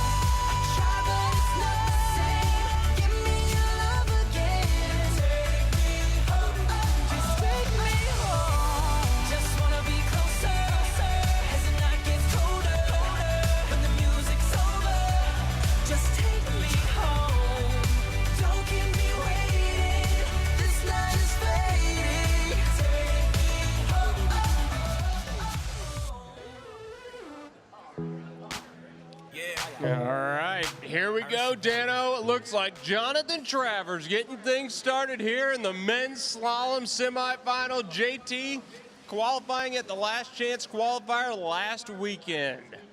That's right. Well, Jonathan Travers, you know, a past Masters champion himself, out there on the water representing for Nautique Boats and HO Skis. You guys can stop over at the HO tent and check out the latest and greatest from the Syndicate crew out there. Of course, we got Wade Cox and Marcus Brown also here with us this weekend. So a lot of really exciting things going on. Well, there he was, Jonathan Travers, been skiing since the age of just over a year. And of course, you know, his father, Jack Travers, one of the most world-renowned coaches worldwide, of course, as I mentioned there. You know, Jonathan, one of those guys who really gives back to the sport as well. You know, not only is he just an athlete, Jonathan's working hard in the trenches, building ramps, putting out slalom sites, putting out jump sites, going out and maintaining sites. I got some friends down in Orlando. They'll have Jonathan come over like once or twice a year to make sure that everything is perfect out there on the course. Definitely a technician on and off the water. As we shorten that line length up, we're going to bring him through for pass 2. Here we go with Jonathan Travers. This is going to be 35 off. Now, the only difference here in the men's slalom competition is that boat speed is now 36 miles an hour, so we bumped it up 2 miles an hour. Jonathan Travers around number 4, off to number 5. He is a past Masters champion, so he has seen the final round. He has seen the top of the podium. You take a look at this list, though. 9 skiers: Jonathan Travers, Adam Sedlmajer, Jason McClintock, Daniel Odvarko, Freddy Winter, Stephen Neveu, Thomas Degasperi, William Asher, and Nate Smith. It's going to be tough. It's going to be real tough, but this could be the most exciting event of the season, no question about it. Well, absolutely. And you know, you think about it over the last 12 months, you think about the scores that each and every one of these guys have put down in a competition, and of course their personal best while skiing at home. It's been absolutely insane, and it could be any man's game out here today. Unfortunately, only 4 are going to make it through to the next round. Fortunately, it's going to be a whole lot of entertainment for us here in the crowd, and of course up in the announcer's tower. So looking forward to get him down the line one more time. He's riding that HO VTX 67-inch ski. And there it is, Jonathan Travers back on the water. I'm going to hand it back over to you, Tyler. Here we go, 38 off for Jonathan Travers. And let's see what he can put together here. Rope does not reach the buoys, and JT is around 1. Look at that angle around 1. Jonathan Travers over to number 3. Good turn at number 3. Nice and easy into number 4. Stands up a bit at 5, but gets that one done and out the gate. So here we go. The pass before the pass is now behind him, 38 off. 39.5 off. Taking a look at the names on this list. To qualify into this tournament last weekend, not only did he have to run 39.5 off, he had to run 4.5 buoys at 41. That gives you the idea that 39 off is going to be a must pass for all of these competitors. Well, the 2011 U.S. Masters Slalom champion, John Travers, setting down in the water as we get ready to shorten that line length up 3 feet off that rope. Now, I was hanging with Jonathan a little bit earlier this year. It was about a month and a half ago, maybe 8 weeks ago. And I know he was fighting through a little strain, I believe, in his shoulder. And hopefully he's moved past that. And I know he took a little bit of a break from skiing, and he's back at it. Obviously qualified through to get here. So skiing at that high level, 38 up. Let's see what we got. John Travers. All right, ladies and gentlemen, first skier off the dock, and we're already at 39.5 off. Here comes Jonathan Travers.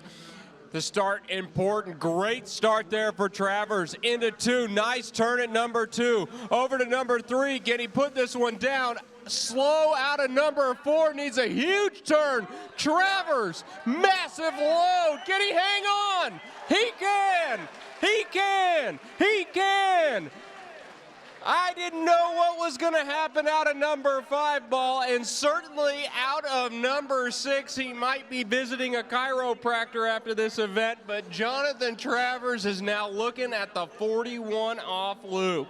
Man, he is such a pro out there. Gets into any kind of sticky situation, able to pull through.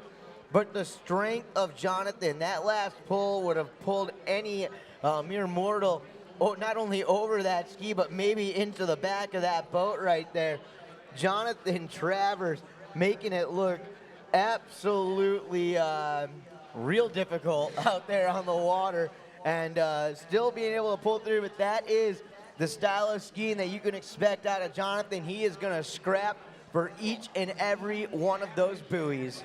Well, and in years past, we've seen Jonathan Travers come out of some pretty amazing situations, but that 6-ball load right there was incredible. He was able to soak up the slack with his arms, and now here we go, ladies and gentlemen. 41 off for JT coming in, and great start, backside number 1, over to number 2, and 2 buoys for our first competitor off the dock. Dano, up here in the pavilion, I could hear Jonathan Travers' shorts hit the backside of that buoy. Incredible turn. Well, what makes it so interesting is the last time that Jonathan won the Masters, he also got in by qualifying at an LCQ. So could we be seeing a replay of 2011? Well, only time will tell. Nonetheless, he has provided some amazing entertainment and an even better performance to start the day, challenging that course record, ladies and gentlemen, as he comes back down the line. Jonathan Travers, Sunset Lakes, of course, Nautique athlete, HO skis athlete. You'll get to meet and greet with him and his crew a little bit later on. But just like we saw in that women's slalom division, the bar has been set high as he comes down the line, Jonathan Travers.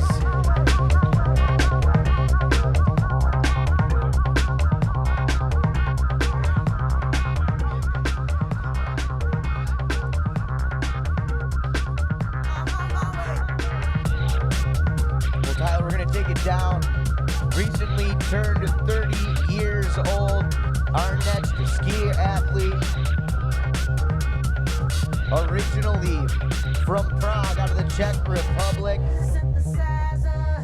the Sledgehammer, Adam Sedlmajer, is coming up next.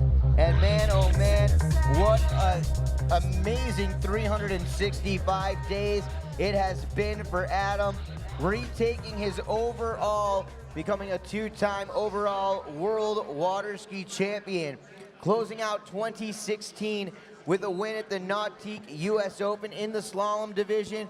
And just about a month ago, and I believe it has finally gone through, setting a all-new world record for overall. Here he is, the Sledgehammer, Adam Sedlmajer. Dude, this dude is amazing, keeping it alive. You know, he's one of those guys who skis all 3 events, but man, if he focused at one, he could probably be the best. Here we go with the Sledgehammer.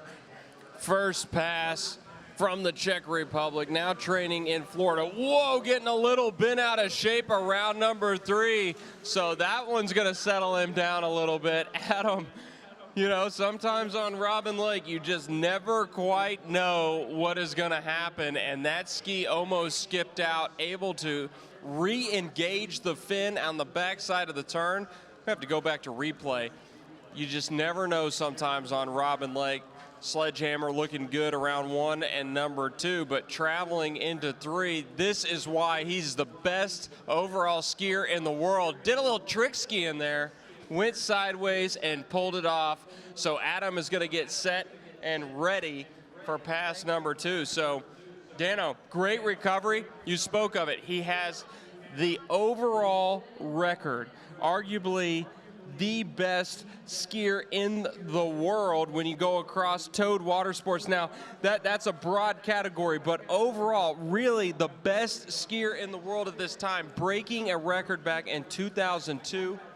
And I gotta say this, Dano, in that record, it's the combination of all three scores. He had to score 4 at 41 to be able to get that done. Well, and I don't know if everybody knows this year, but recently Adam has run a full 41 off, passing into 43. We'll see what he can do here at this 12-meter line length as he cuts down the line around number 1, looking well composed at number 2. Nice pull over to number 3 and around over to number 4. Can he make it? There he is, number 5, and to the 6th ball. Adam Sedlmajer, he definitely sat down at the end of pass number 1. He regrouped out there and definitely put it back together for pass number 2. One of the hardest working guys out there. His regimen of training, I live with him, so I see him. He's usually out on the lake first set around 7 a.m. I don't know exactly how many he takes a day, but I'm guessing he's skiing somewhere to 3 to 4 times a day. He's in the gym. This dude's running, 2 to 3 to 5 miles daily as well. Training, of course, with his wife, Alex Loretano, Freddie Kruger, Karen Truelove over there at Drew Ross as well. A true technician, and the story is amazing. A young man from the Czech Republic to come to the States and have the success that Adam has had. And I'm not just talking the success in winning contests, but just the achievements as far as his skiing goes and what he's able to do out there on the water. He's a great ambassador for the sport as well. We'll see what he can do here as we shorten that line length up one more time. Take us through it, Tyler. Here we go, 38 off for the Sledgehammer. Let's see what he can put together here. And Adam is in the course. Beautiful turn around number 1. Solid at number 2, a bit slow though. There's that choppy turn for him at number 3, so running into some issues around number 3, but Adam showing how much athletic ability he has. It wasn't the prettiest pass. Dano, he had a stumble again around number 3, so Sledgehammer trying to work out the kinks because 39.5 off, he's not going to be able to make that type of mistake and be able to stay in the pass. Regardless, it doesn't matter what it looks like.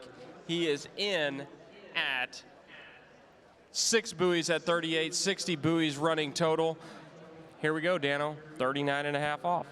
Only our second skier of this pro final, 39.5 off. I was at a tournament a couple of years ago where I saw 39 people run 39.5 off, 38 men, 1 woman.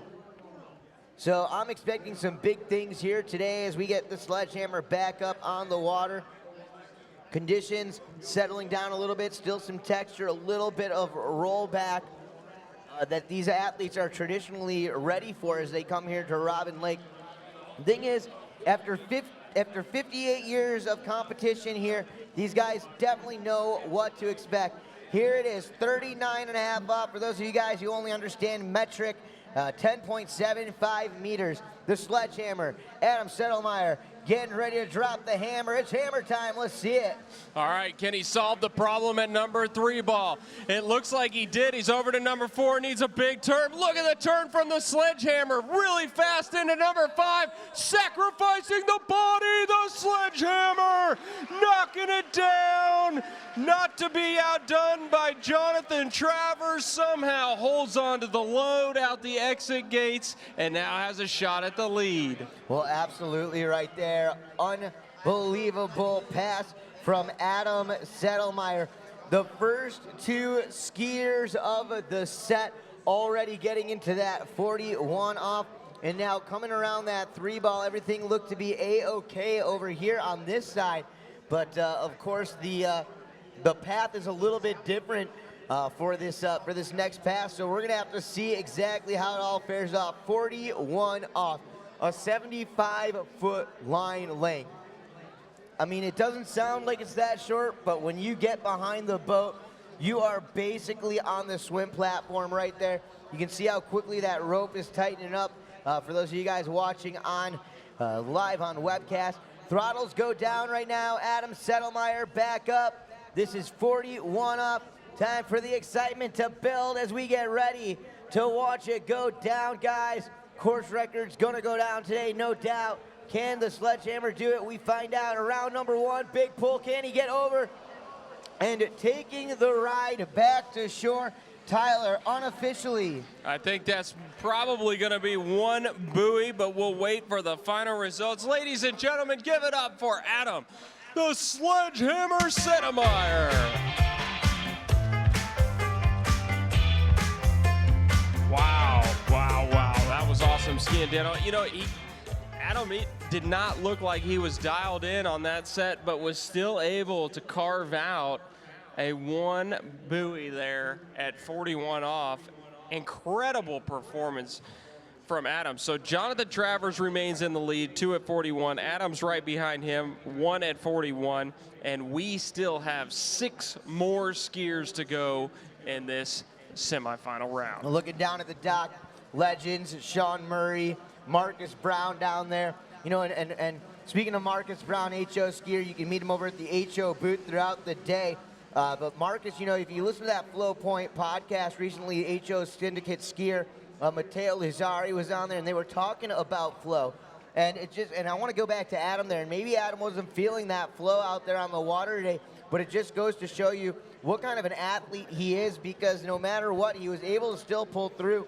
And you look at it, dude, you look at the score, a buoy at 41 off. You know, 5 years ago, you're the winner. Yeah, no question about it, and it speaks to how competitive the Sledgehammer is. I mean, he was in that thing the whole way, so we'll wait and see if that's going to be enough to get into the next round of competition. On the dock right now, this is a competitor. I remember, it must have been about 5 years ago, he was one of the first competitors out, was able to get through the 39 off loop and set the pace. Now he's seated right here, 3rd off the dock. None other than Canada's Jason McClintock. You know, Jason McClintock, born as a 3-event water skier, you know, all around this guy. Tricker, got a little jumping in his younger days now, of course. Obviously, the slalom is his focus out there. He holds a Canadian national record at 5 buoys at 41 off. But such good, clean conditions out there for this Nautique radar athlete. As he comes around past number 1, it's going to be a warm-up for him. And a fantastic pass right there. Nice, silky, smooth. That runs in the family. These guys are technicians out there on the water. Nautique Radar Eagle Masterline Performance Ski and Surf Ski Dock and Winter Garden Water Ski are the folks that help support this guy. Jason McClintock spending half the year in Orlando, half the year back home in Canada, and getting ready to watch them shorten up that line and bring him back down for his 2nd pass of action. Jason looking to put down a major finish and hopefully take home his first Masters title this year. But the fact of the matter is this: only 4 skiers advanced. There's 9 athletes battling for those 4 spots.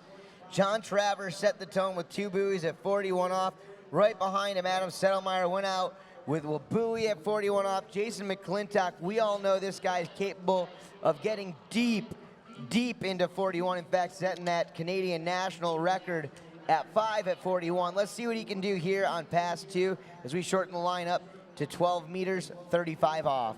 Here comes Jason, and watch this technique. I mean, Jason hardly moves as he makes his way down the course. It's very symmetrical. Each side looking the same. Doesn't matter if it's a 1-3-5 or a 2-4-6 turn. Jason McClintock, nice and tall, coming into number 6, 12-meter line. Again, Dano, a walk in the park. You said it. He holds that Canadian national slalom record at 5 at 41. One of those competitors that continues to knock on the door of taking down that 41 off loop in competition. And he's our 3rd seed off the dock. Now, if you're just tuning in on webcast, he's going to be followed by Daniel Odvarko, Freddy Winter, Stephen Neveu, Thomas Degasperi, Will Asher, and Nate Smith. You're not going to want to go anywhere. And then following that, we're going to head into the big dog head-to-head. And then, Dano, It's time for that wake skate action, that wakeboard action, and then we're going to round out the day with the jump event. So all day long, the heat is building, the action is building, and the performances have absolutely been on fire. And you know, and that's just the action on the water, off the water, over at the beach. Live music all day long. DJs tonight, they've got the live band as well as the fireworks at 9 p.m. Miracle Mat tonight over at the Pine Mountain Inn. You guys can see flyers about that. I'll talk more about it in a moment, but we have shortened that lineup. Here we go. This is Jason McClintock, 38 off. Nice tight line out of number 1. Ski got a little disconnected from the water, but finding his rhythm, traveling into number 4. Nice edge change into number 5, and there it is. So the conditions here at Callaway ideal. A little texture on this 39 coming up, and a slight headwind situation from Jason, but getting it done.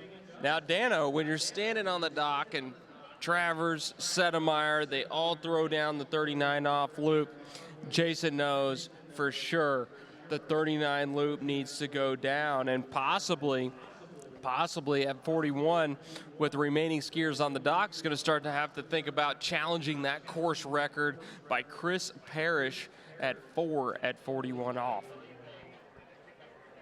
Well, you know, pretty much all of these guys have all been there and done that when it comes to getting around these buoys. The question is, can they do it here on the main stage, the Masters, the most prestigious towed water sports event in the world?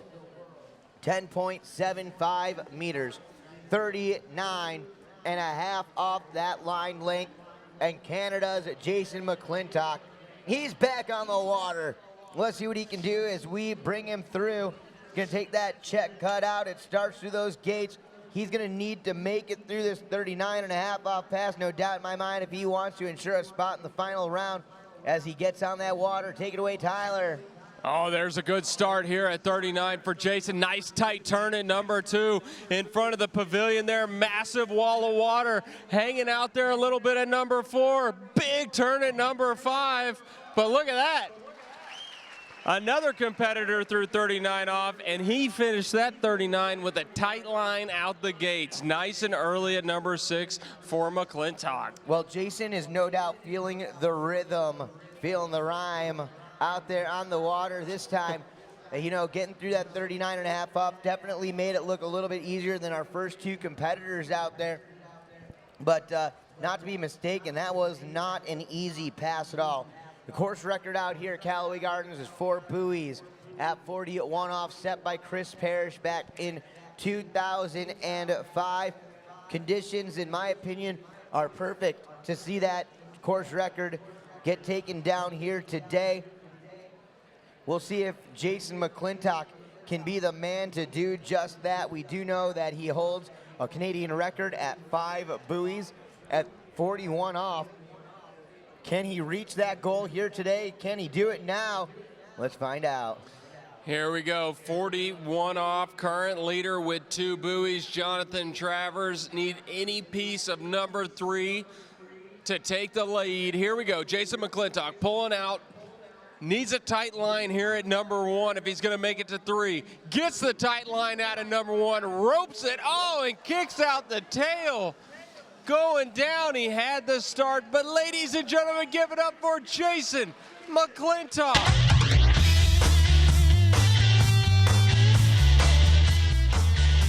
Dano, that was the start he was looking for, and if you go back to replay, the margin of error is so small as that fin out of the backside of the turn at number 2 disengaged. But look at that line out of number 1. I mean, there is 20 feet of room, and went for it. Too much to ask for. It's going to put him in the 2nd position, so Jonathan Travers still in the lead at 2 buoys at 41 off.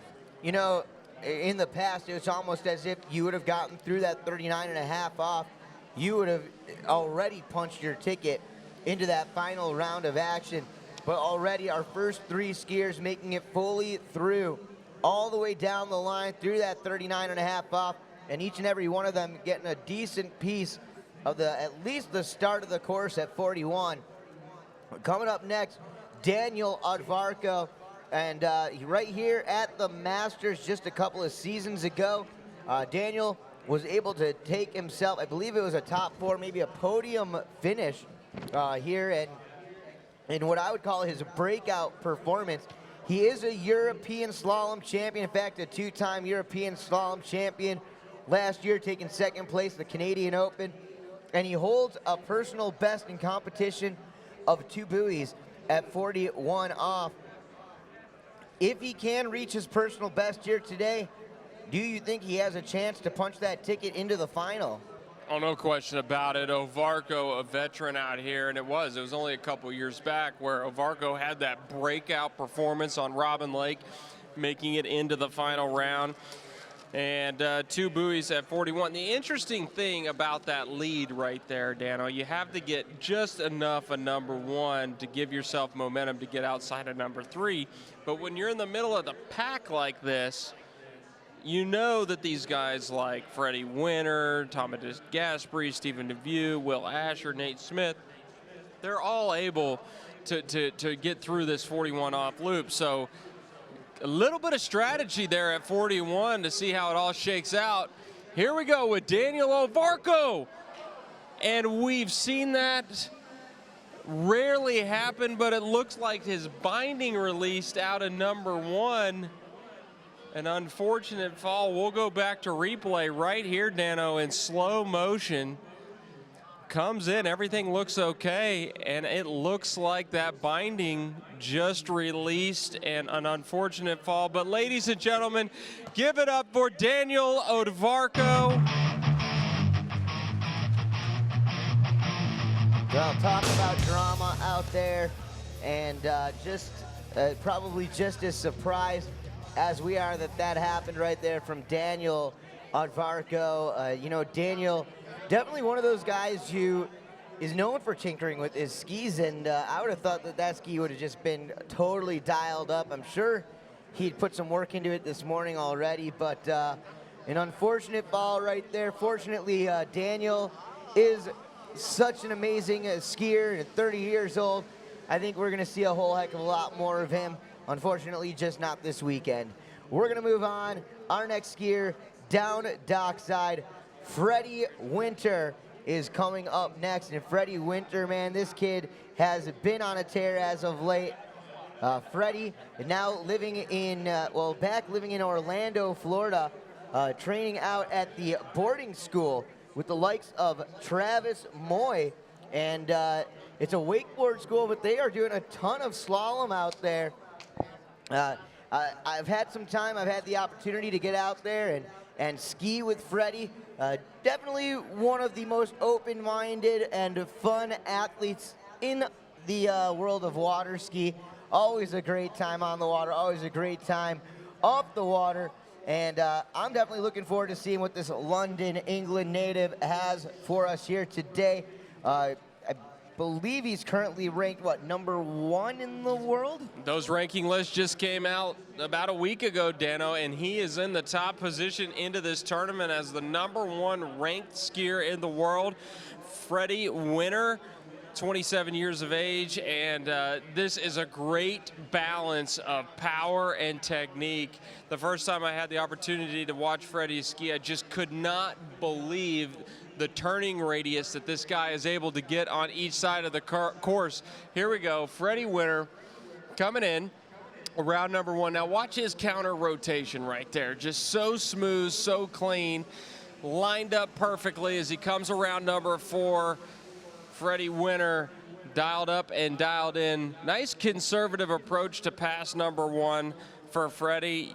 You've said it, Dano, I mean, he's one of those guys at the Masters who's been so close of being on the top of the podium, and I'm sure that's what he's aiming for here in 2017. Well, absolutely, and you talk about it in the memorable performances and the battles that we've seen over the past couple of years, you know, and Freddie and Nate out here during the final round of action, and, you know, the drama also that has come out of that in the past as well.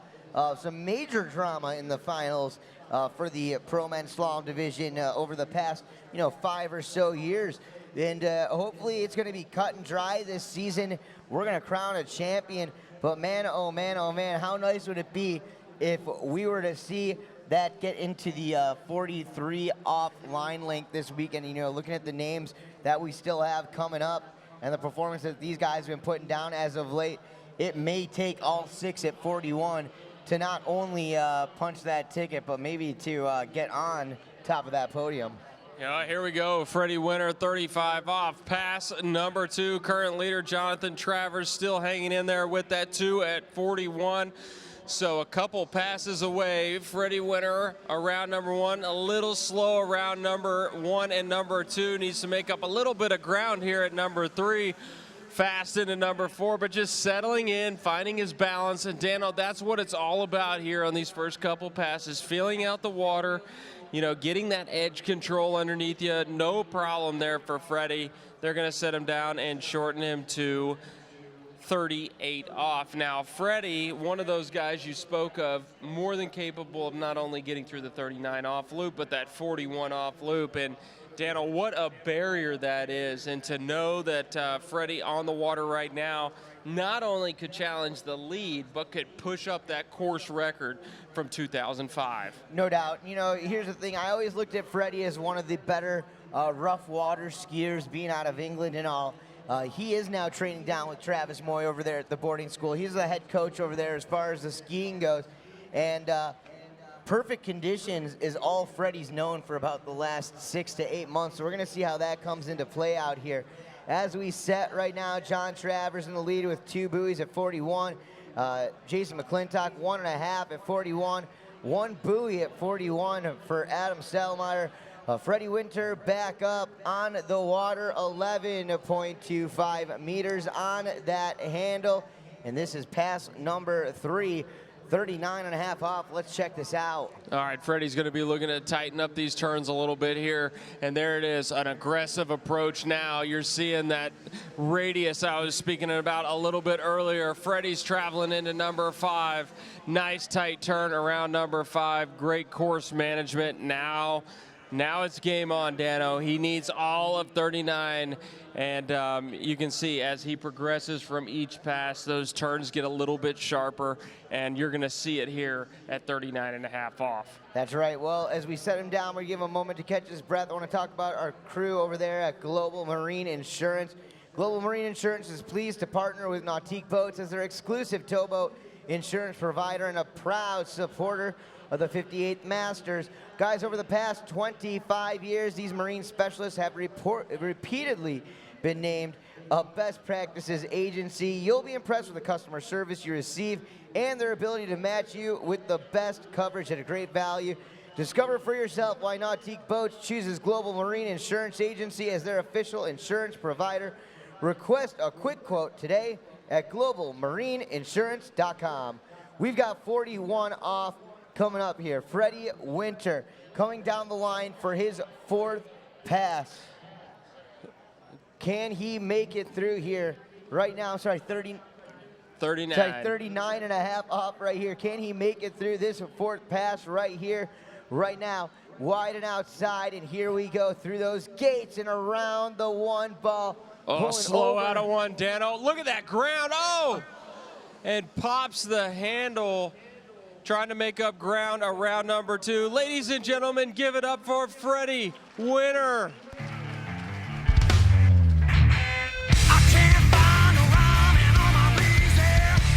And Dano will have to go back to replay. It looked like he hooked up pretty good out of number 2, and then something happens and comes off the handle right here in slow motion. Just takes the load and pops off the handle. So Freddy Winter unofficially 1 1/2 buoy at 39.5 off. Here it is, Jonathan Travers, much like we've seen in the pro women's slalom semifinal with Brook Baldwin. Jonathan Travers, first skier off the dock, still in the lead with that 2 at 41. Man, it's going to be a big day for all these skiers. And speaking of big, this guy is probably the tallest of the entire crew out here.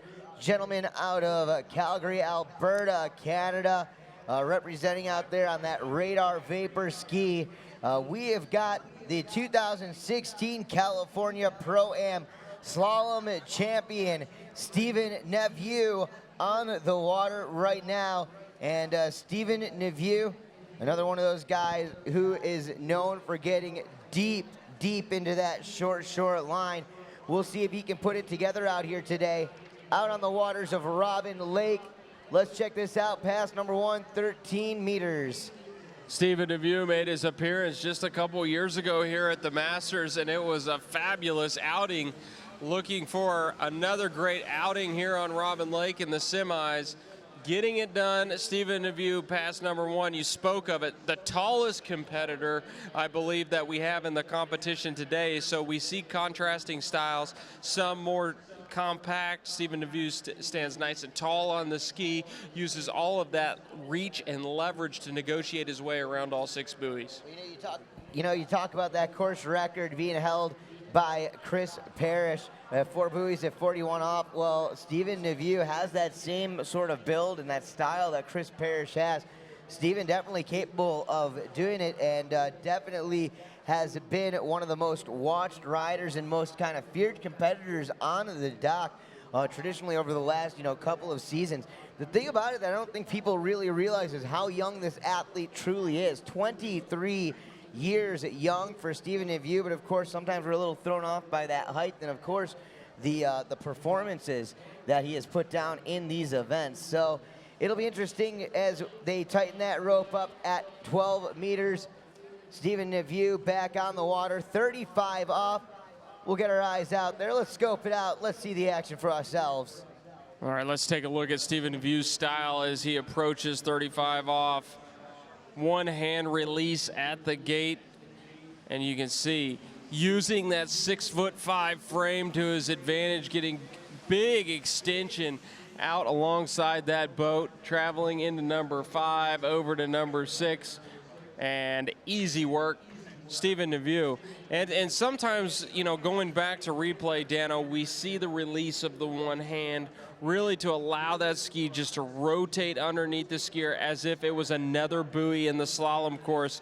Steven Neveu does a great gate shot there at 12 meters. He looks dialed in, and he's skiing very consistent on the buoy line, every buoy looking the same.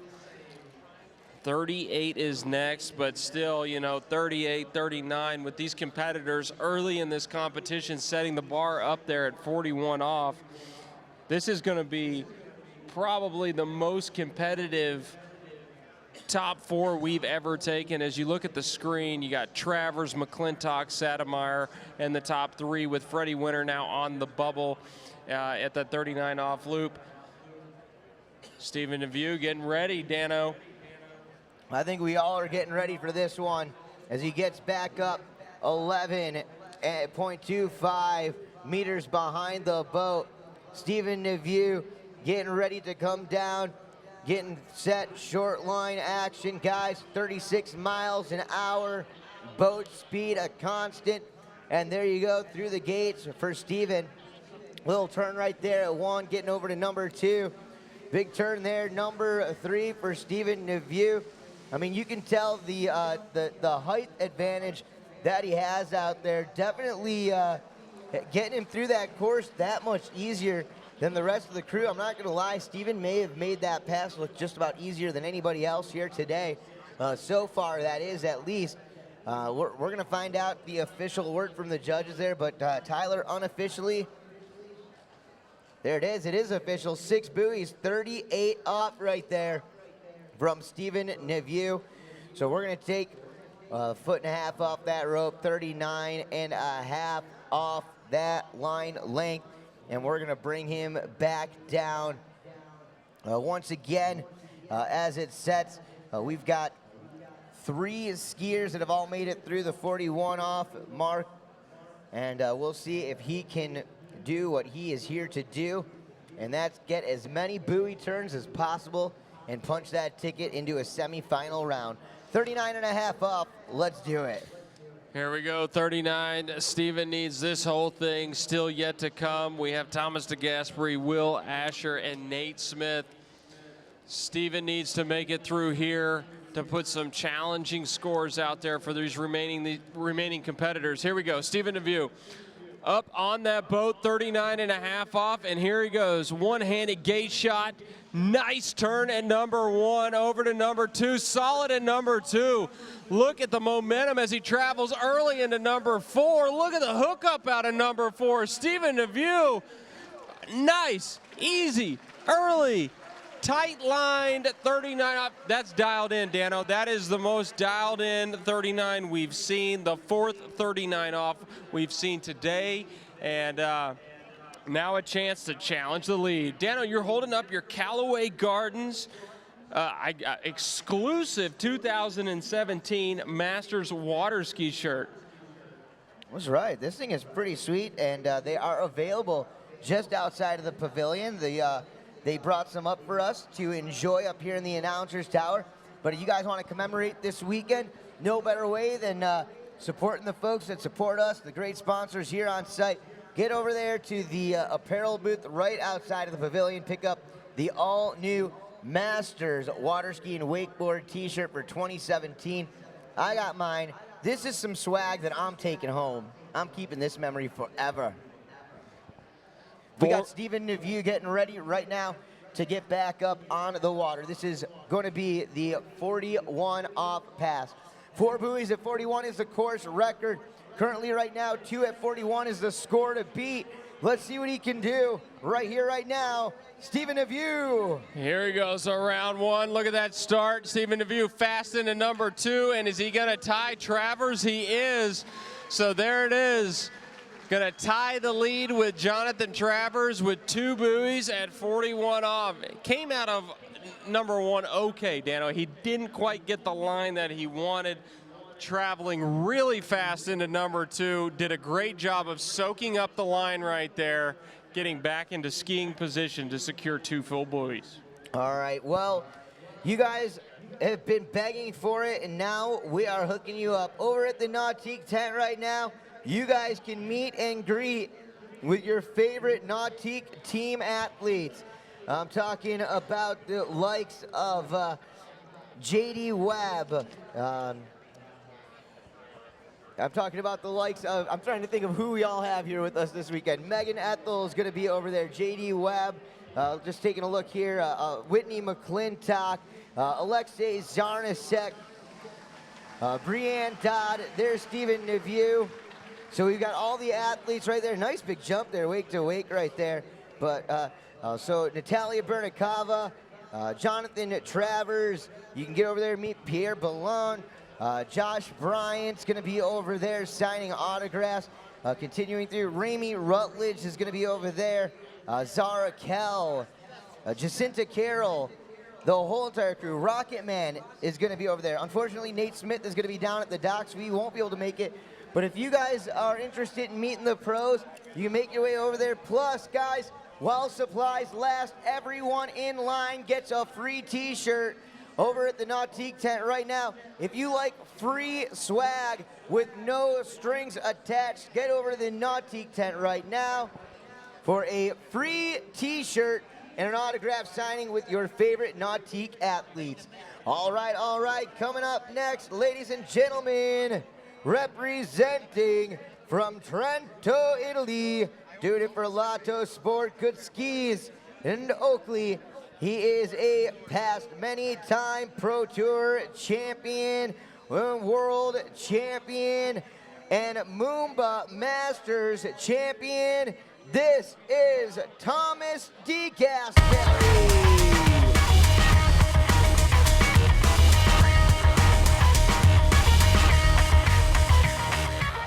Now Thomas Degasperi coming into the course here, Callaway Gardens. Look at that. I believe he is coming out at 35 off, and I'm going to have to check that. But it looked like a blue flag was flying in the boat. Thomas Degasperi, one of the veterans in the group, and has found his way to the top of the podium before.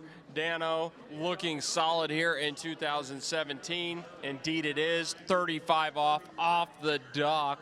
So I don't know the strategy here, Dano. We have a slight breeze on the water. Don't know if it was enough for Thomas to elect to go there or he's been starting there in practice. Regardless, we're already at a line length that does not reach the buoys. Well, he's the current World Games champion. Took a win at the Europeans last year, the Canadian Pro-Am, along with some of the other top events throughout the States. He took a win out there in Milwaukee. Starting off 2017 with a big win at the Mumbai Masters. And I know Thomas has been coming into the Masters the last 2 years, I believe, with a tweaked back under a little bit of injury. Coming in this year, I think a little bit healthier than normal. He's also a past Masters champion, so definitely knows what it takes to get onto that podium. We're going to bring him back through. This is going to be 11.25, 38 off from Thomas Degasperi. We got that Nautique autograph signing going on over at the Nautique booth, plus free t-shirts. But let's put our eyes on the water and check this out, Tyler. Oh, yeah, here we go. Thomas Degasperi over to number 3. Look how aggressive he is skiing on Robin Lake, and that's exactly what you have to do out here. Sometimes the conditions can change and vary from pass to pass, but he is coming off that second wake and setting an aggressive edge on each and every turn. Now, Dano, he's going to take 39.5 off on his third pass, so we have not seen 39 off in this direction today, and he knows he needs it all. There's no question here. Thomas Degasperi not only get through here, but this is a guy certainly that can challenge the course record, Thomas Degasperi. But, you know, in a semifinal, so much strategy because this is not really a podium heat. It is get into the finals to get to the podium. So we'll see what the strategy here is for Thomas. You know, a past ambassador of the years, Thomas Degasperi, another one of those guys who does his best to get anybody and everybody out there on the water. You know, training down in his own lake, Tegas Ski Club, just outside of Windermere, Florida. That's where I train at least 2 or 3 times a week. He's got international folks skiing with him all the time, helping develop the future of the sport. The Italian team's been out there training, of course, with Marina. But right now, let's see what Thomas can do right here, right now. 10.75 meters, 39.5 off. Oh, great turn for Thomas out of number 1. Hard edge change into number 2. He's really far ahead. Look how aggressive he's skiing out there. Slams that ski on edge out of 4 to 5. Thomas Degasperi. Wow.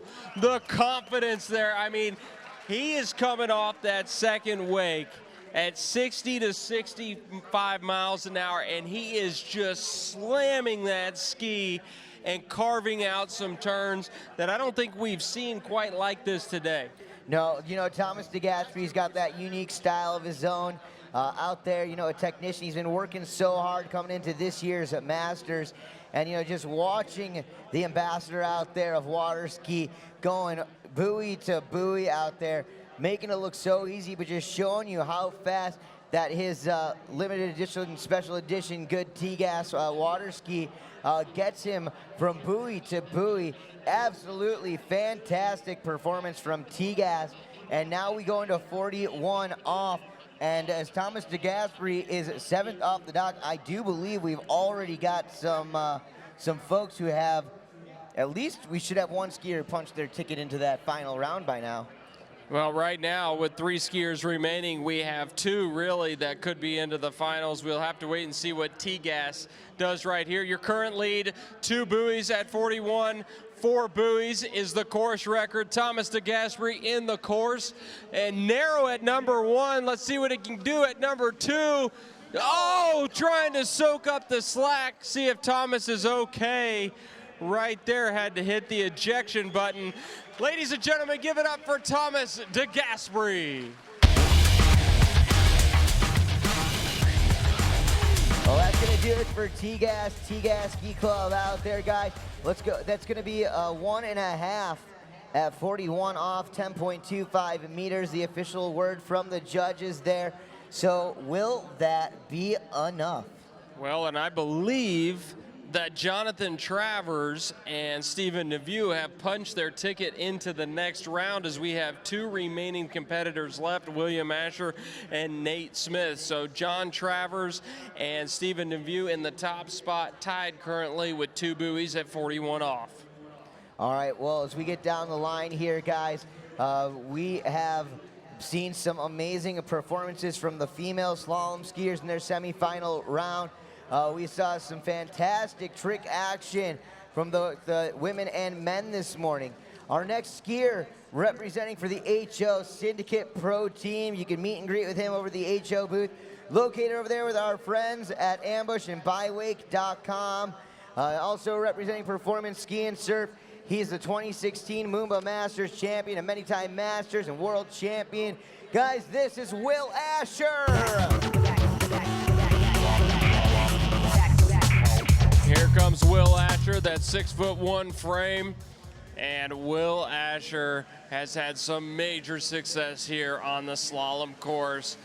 32 off the toe line, getting it done. And, you know, the unique thing about Will Asher, you got to really pay attention to 246 for this guy, because his turn radius is literally a 90-degree turn. As he sits down in the water, you can see right there on the webcast, you got Stephen Neveu, Jonathan Travers, and T-Gas now in that third spot. And we'll see if that is enough to go into the next round of competition. In 2016, going back, that was a big win down in Australia for the Moomba Masters for Will Asher. I know that he's been chasing for that one for a long time. Here in 2017, no question about it, with these youngsters rising through the ranks, Dano, he wants to find himself in the finals, and he wants to get on top of that podium. Well, yeah, he's a veteran. Will, you know, he's been he's been taking home major titles since the early 2000s. The guy's been competing since the age of 8, and in his mid-30s now, Will Asher, he's stronger than ever, the 5-time Masters champion, looking for number 6. There's some big scores to take out this weekend, but no doubt this guy definitely has what it takes.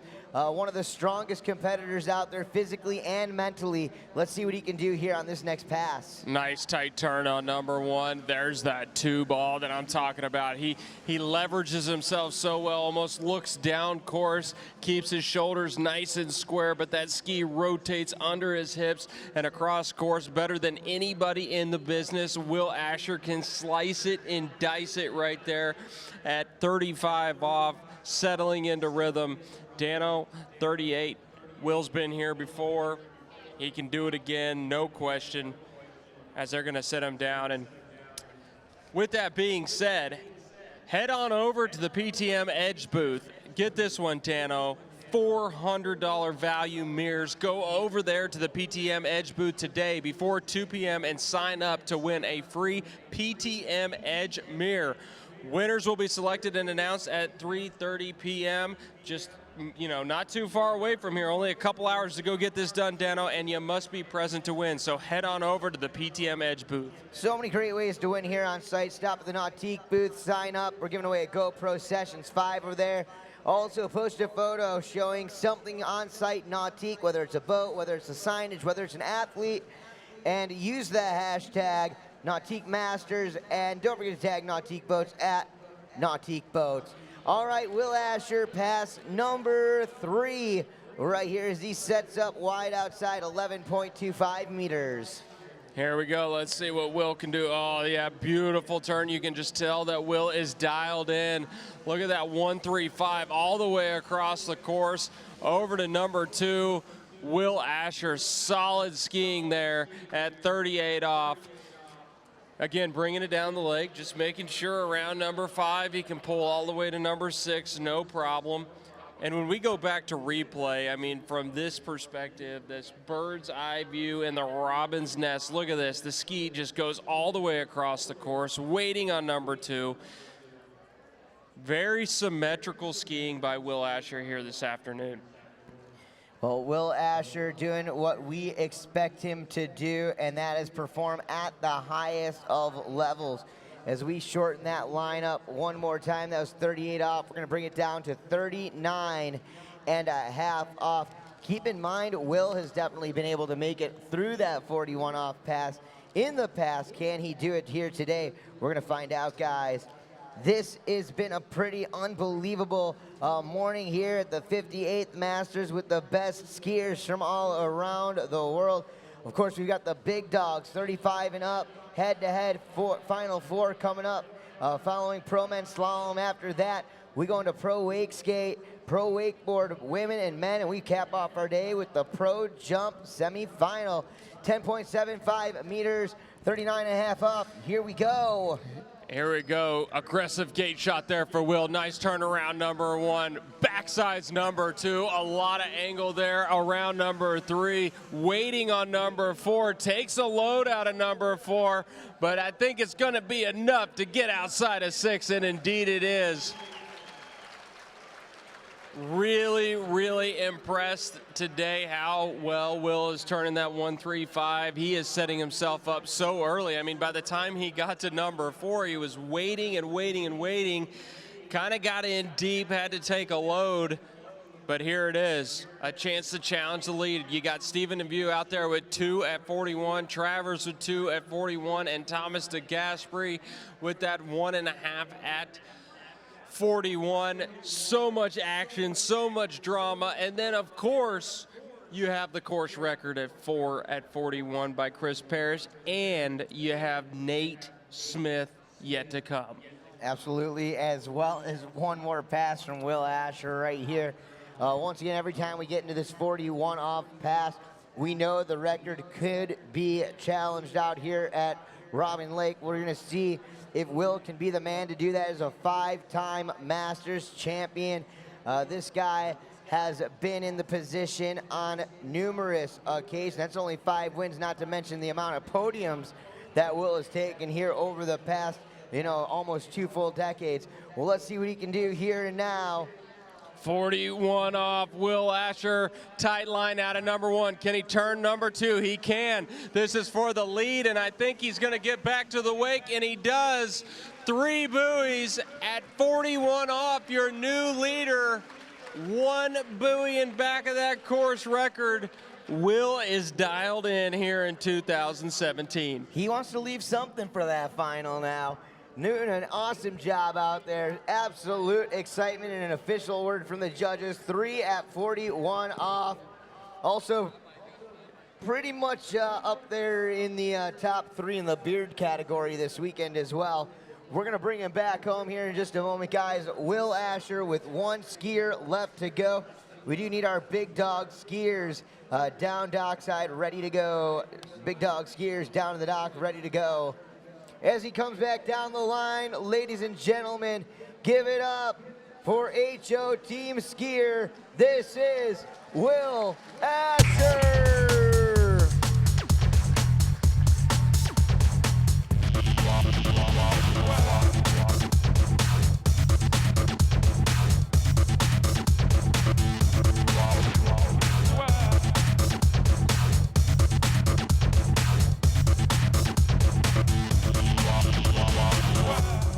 Well, Tyler, action, drama, a combination of both, but we have the current world record holder. Nautique Boats D3 Skis, Silver Spray Sports, Masterline Eagle 0 off, team athlete.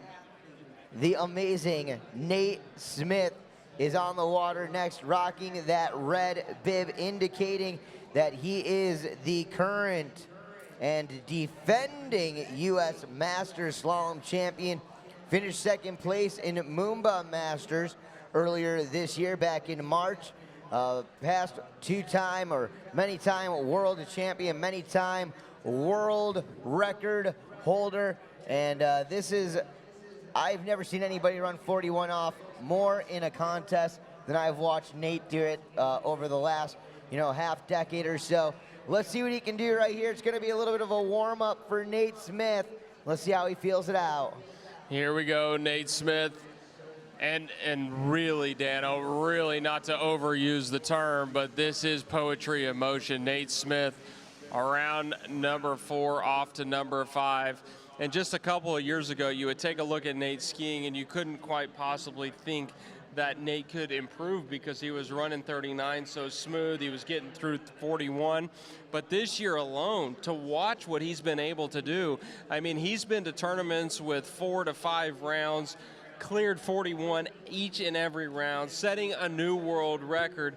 I mean, getting better and better and better and pushing the sport to limits that, you know, we never even thought were possible. Nate Smith, so smooth out there on a slalom ski. Yeah, absolutely. And you know what always impresses me the most is just the fact that the fatigue, it almost seems as if it never, ever affects Nate Smith. You know, when Nate's out there, he's out on the water with one thing in mind, and that is go as short as possible, get as many buoys as I possibly can.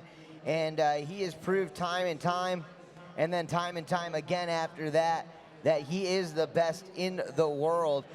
Can he make it happen here today? We do know that anything can happen here. Water variables do change. I mean, that's pretty much the only thing that we don't have control of out here, the water and wind conditions. But Nate Smith, this guy, you know, training out in Indiana, even getting out there in those chilly, chilly days, pretty much ride through anything. There is a reason why he's the world record holder, and not only just the record holder, but the many-time world record holder. And there you go, another smooth, silky pass right there from Nate Smith. What a job well done. Nate Smith, holy smokes. Well, you take a look at replay, each side, whether it's a 135 or a 246, it really doesn't matter. Nate Smith is able to find these rhythms behind that Nautique 200, just unprecedented out there. Around 5 there, Nate Smith clearing that line so easy. Dano, it's really interesting you mentioned that training up in some colder weather. You know, there was a time where people say, well, you know, go out there in a dry suit or a wetsuit. I just can't really run into the short rope that, you know, I can in the midsummer. Well, Nate Smith, there's some YouTube videos out there. I mean, he is just ripping right through 39 off in a dry suit, making it look so easy. So really there's no excuse anymore. No doubt about it. You know, you hear it across the board. Oh, I can't trick ski with a life jacket. I can't get around on that trick. I don't think so. You just want to show off your abs. But no doubt about it, man. Nate Smith has proved that the impossible, or what was thought to be the impossible, is possible.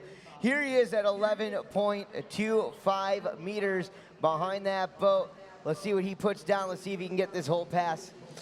And this should just be another walk in the park here. 38 off for Nate Smith.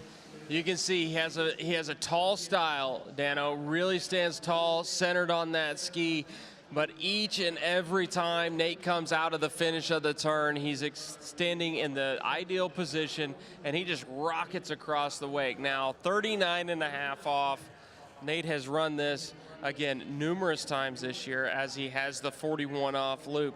First things first, get through this, and then punch the ticket into the next round. Absolutely. Hey, Tyler, tonight, if you're looking for something to mark this Memorial Weekend as one of the most memorable, well, then you'll need to make plans to join us for the world premiere of the short film Miracle Matt near the top of his professional wake skate career. Matt Manzari spent the last 4 years putting all the pieces back together after 2 near-death accidents. He's here with us at the 58th Nautique Masters to premiere This Is My Stories, a short film about his miraculous recovery. Come join all of us tonight from 8 to 9 p.m. That's going to be happening over at the Mountain Inn. So make sure you join us, guys. It's going to be a good time. For more info, stop by the This Is My Story booth. And then, of course, after that, we're going to be back here on site for fireworks. Speaking of fireworks, they're about to go off with Nate Smith back through at 39.5 off. 39.5 off for Nate Smith. Nice turn at number 1, dialed in at number 2. Nate has got a great start here. Can he turn number 4? Nate Smith, look at that. I mean, that might have been his smoothest pass of the round. 39 off. So easy, so smooth.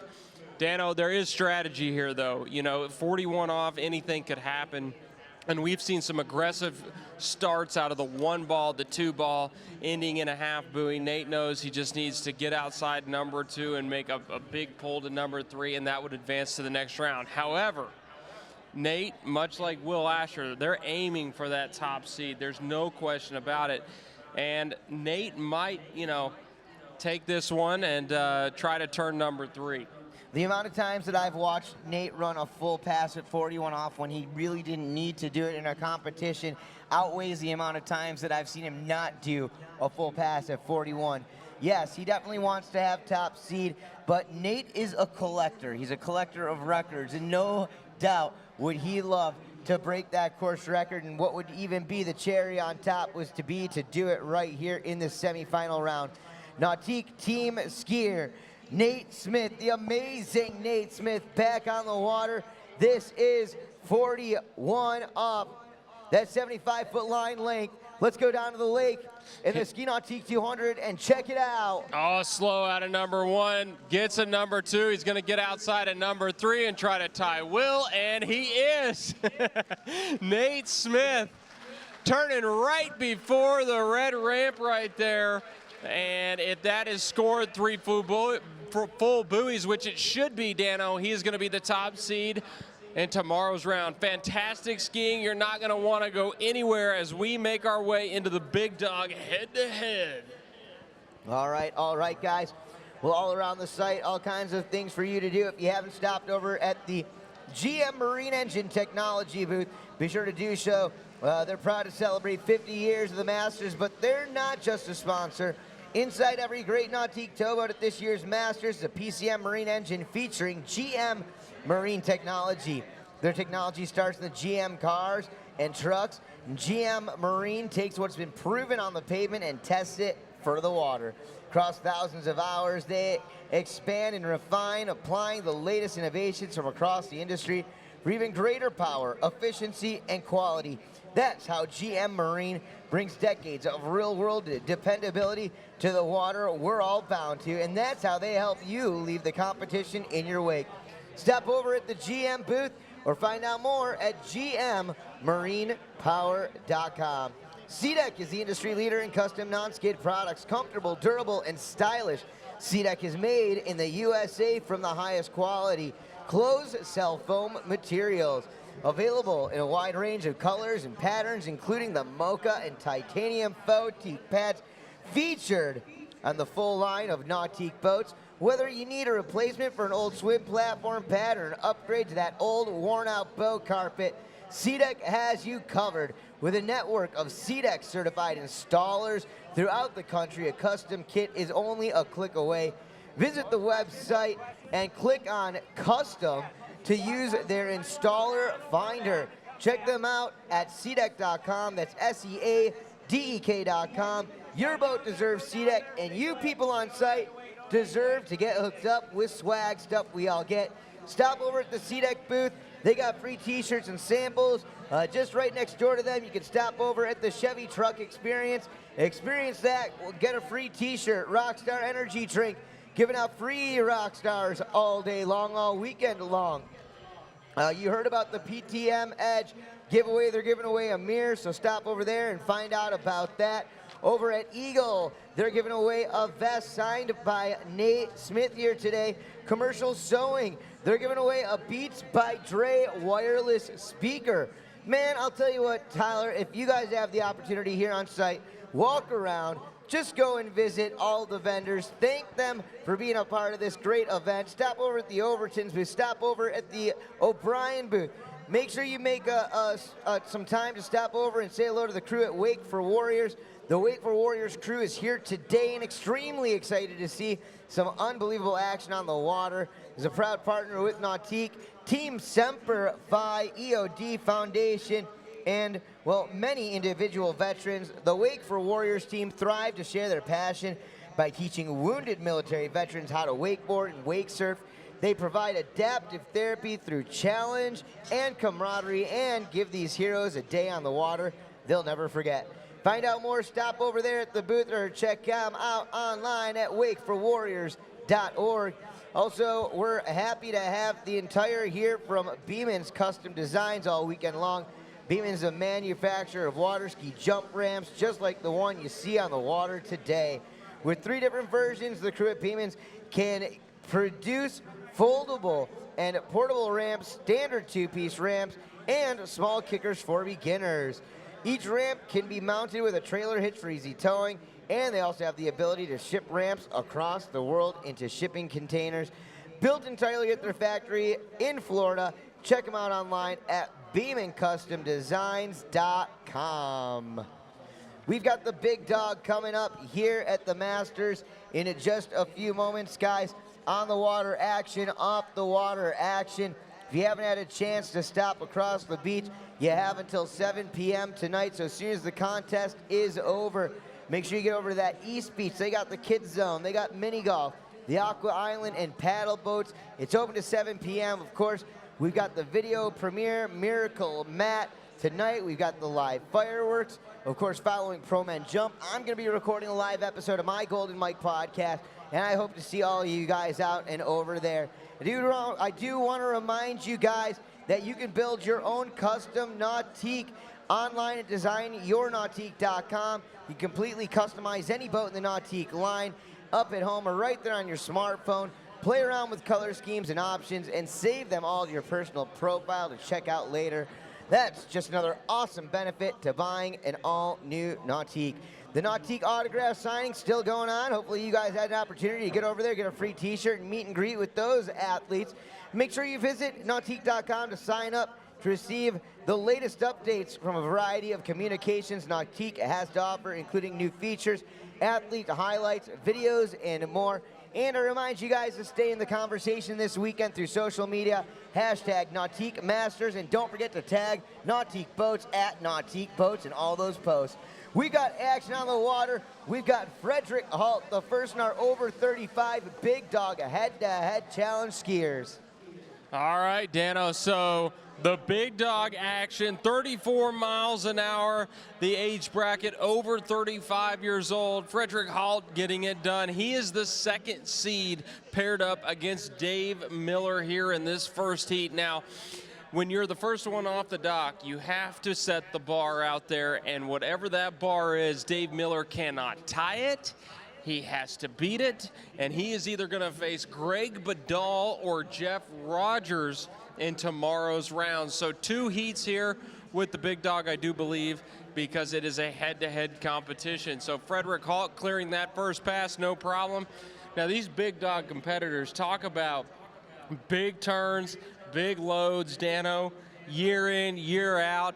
I mean, I take a look at the list, the likes of Dave Miller, Greg Badal, and Jeff Rogers. This is some serious skiing. Now, Dave Miller here on the water. Let's see what he can do. And I believe Dave's been here a couple times in this big dog competition here at the Masters as he circles around number 4 over to number 5, getting it done behind that Nautique 200. Short, easy work right there, Dano. And I got to say, you know, I'm 32 years old. I'm only 3 years away. But the load that they can take out there, I'm just hoping I've saved enough of my body throughout my career to compete against these guys. Absolutely, man. You start practicing right now, and I do have some messages coming in. I want to send some shout-outs to the Mendez family down there in WPB, West Palm Beach, watching us live through the webcast right now. Also, guys, Greg Dick watching us out there in California, one of the great Nautique representatives. Danny Hampson, past Masters champion. He's watching us down there in the Florida Keys, checking out these big dogs, and very entertained by all that. But we're going to bring our skier back through head-to-head action in the big dog. And big dog, these guys have been blowing up over the past year or so, man. The contests are getting bigger and better than ever. I mean, the exposure that these guys have been gaining, and it's just so cool to see a lot of the former pros breaking into that big dog. Yeah, and we're going to see Jeff Rogers a little bit later on, and here we go with Frederick Halt, 35 off, and looking pretty good out there. Frederick Halt handling the conditions of Robin Lake around number 4 over to number 5, and there it is. Frederick Halt, 6-foot buoys. Like you said, Dano, just really the big dog has blown up over the years across the world. Really globally, they're making their stops. I know down in Mexico, and then obviously in the United States, over in Europe. I had the opportunity a couple years back to, to announce the Big Dog Finals. It really is something special because it's almost like you can enter the division like Jeff Rogers has. A former Masters competitor here continues on with his career with these big dog competitors just at 34 miles an hour now. Well, the thing is once these guys' pro career is over, I mean, they still have that passion, that love for the sport and competition. And it's so cool that Nautique and O'Brien and of course all these over 35 skiers have partnered up together, come together to put this platform out there. Well, there it is for Frederick Halt, a score of 6 buoys at 35 off.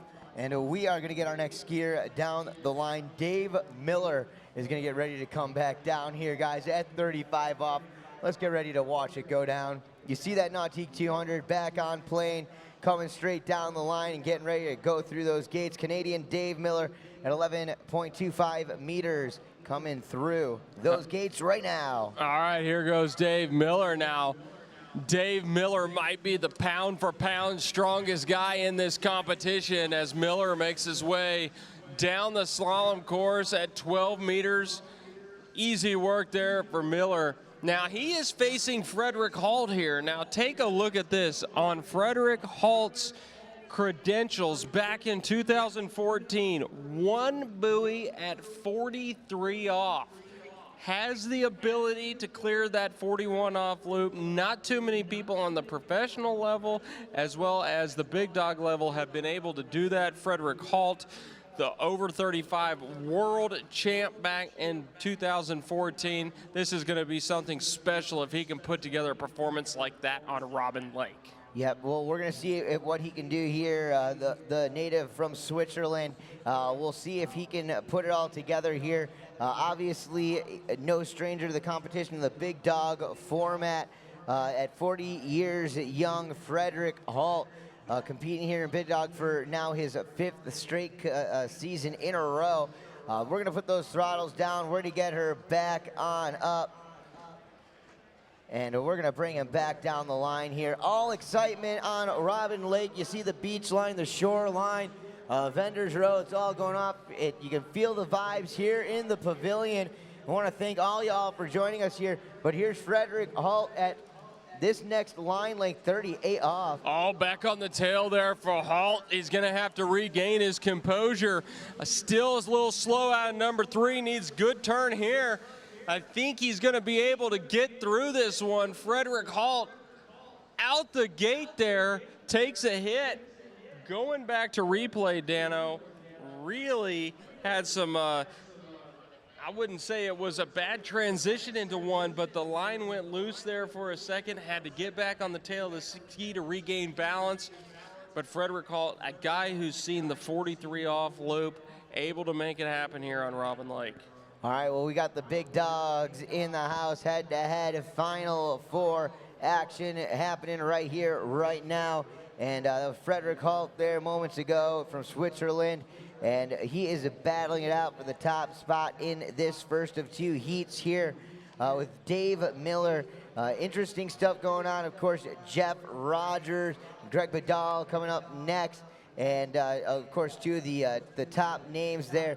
But it's pretty interesting here. Both Dave and Frederick, I believe, in that early to mid 40s, and then you look into Greg Badal and Jeff Rogers, and these guys are in that 50-year-old age bracket. So a battle of the ages as well. No question about it. Dave Miller now, 11.25 meters for Miller. I mean, literally, Dave Miller slingshots across those wakes and gets outside the buoy line, getting it done there, 38 off. Now we're talking. Both competitors in this first bid dog head-to-head semifinal into the 39 off loop. Well, absolute excitement right here, and always impressive, the big dog events that I've gone to, just to show showing the representative of all these athletes over this 35-year-old age bracket. Now, it wasn't like there was 5 guys trying to get these 4 spots into the Masters this year in the Big Dog Challenge. No, man. There were probably well over 45 to 50 dudes battling it out, and all of them, would want nothing more than to be right here on the main stage of them all when it comes to towed water sports. The longest lasting event in our industry, the Masters, 58 years strong and running. And of course, you can see that all across the shoreline, folks. I do recommend you stop over to the Nautique booth, support our sponsors here this weekend by signing up for your chance to win a GoPro Sessions. We're going to be giving that away here a little bit later on this afternoon. But right now, let's bring Frederick Hall back through for another pass of action. 39.5 off Frederick Hall. Let's see what he can put together here. And a really good start there for Halt. And let's see if he can turn number 3. That's the difficult part of the course. Over to number 4. Halt going to get a nice headwind into number 5. So 39.5 off in the books there. Big pressure on Miller now, Dano, as he's going to have to follow up with a full pass at 39. Once again, it is definitely going to be a lot of pressure, but these guys definitely have age on their side when it comes down to it. Dave Miller has been in this position before. I don't believe this is the first time we've seen Dave Miller here at the Masters, so definitely has been on that main stage, but irregardless, you know, definitely has been in the top 5 on the big dog time and time again. So can he, will he? It all comes down to this, but no doubt, man, it would be an amazing day if we could see both of these guys not only get into that 41 off, but run that 41 off and challenge 43 off as well. That would be truly, truly amazing. And as we get set and ready for Dave Miller, this is a guy who, in this position, when his back's in against the wall a little bit, can fight this and get through this, no question about it. Let's see what happens for Dave Miller here. Needs the full pass. It's a tall order here on Robin Lake, but let's see if Miller can do it. Nice turn out of 1 for Miller. Over to number 2, really heavy out of number 2. Choppy at number 3. Miller struggling, but somehow stays in this thing. Dave Miller to number 6. Oh, can he hang on to that one? Just too much, Dano.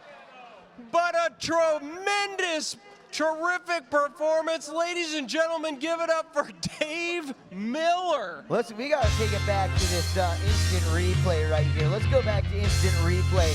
2-ball. I mean, he got that fin loose on 2-ball, slammed that tail in, was able to track back over to number 3, recovered 3-4. Around number 5, a little sketchy into number 6. Holy smokes, I almost thought he was going to go over the front of that ski. Somehow he was able to get back in and through those gates. Unfortunately, he had one of the main things you need in your hands missing. That handle, it went bye-bye. Big snap on that one. Wow, wow, wow. So the big dogs showing what they're made of, and Dave Miller hanging tough there. And I tell you, that's a gutsy performance to get that 5.5 at 39 off. Regardless of that performance, it looks like Frederick Halt is going to advance into the next round. And Dano, that means we're going to have a pairing of Greg Badal versus Jeff Rogers. Well, and this is going to be another exciting heat of action here.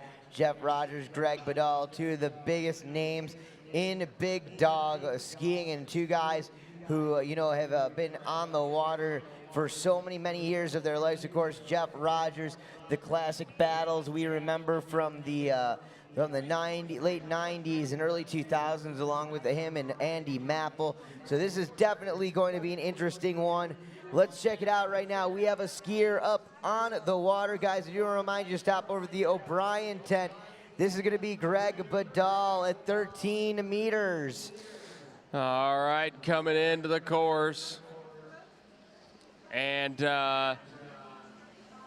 you know, I don't know. It looks like Frederick Halt's still out there taking a rip at 41, so 2 at 41. He's going to carry that momentum into the finals. But you're right, Badal had the opportunity to see Greg. Haven't seen him in a couple years, and you know, still out there getting it done. And not only that, Dan, I'm taking a look at the seating. I believe he comes in as the top ranked competitor here in the number 1 spot, facing the number 4 Jeff Rogers.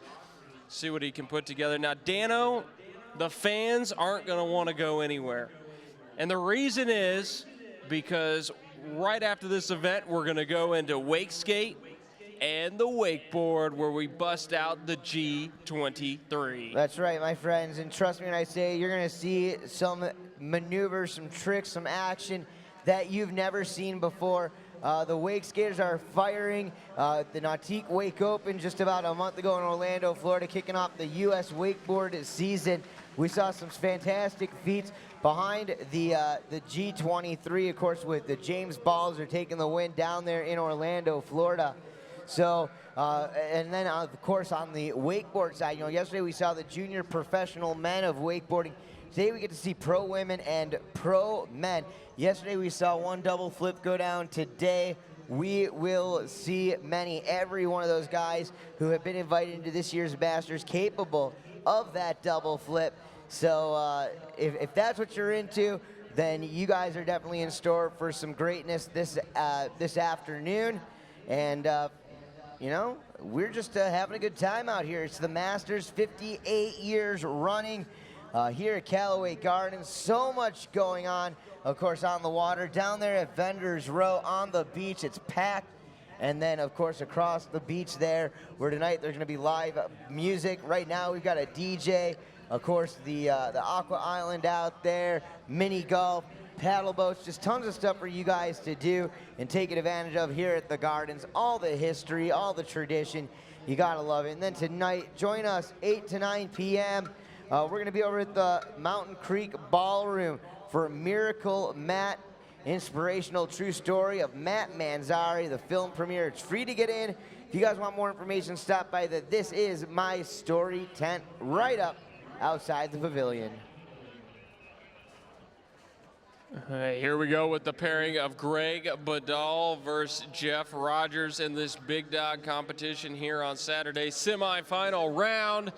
And it looks like Badal is going to get us started off here.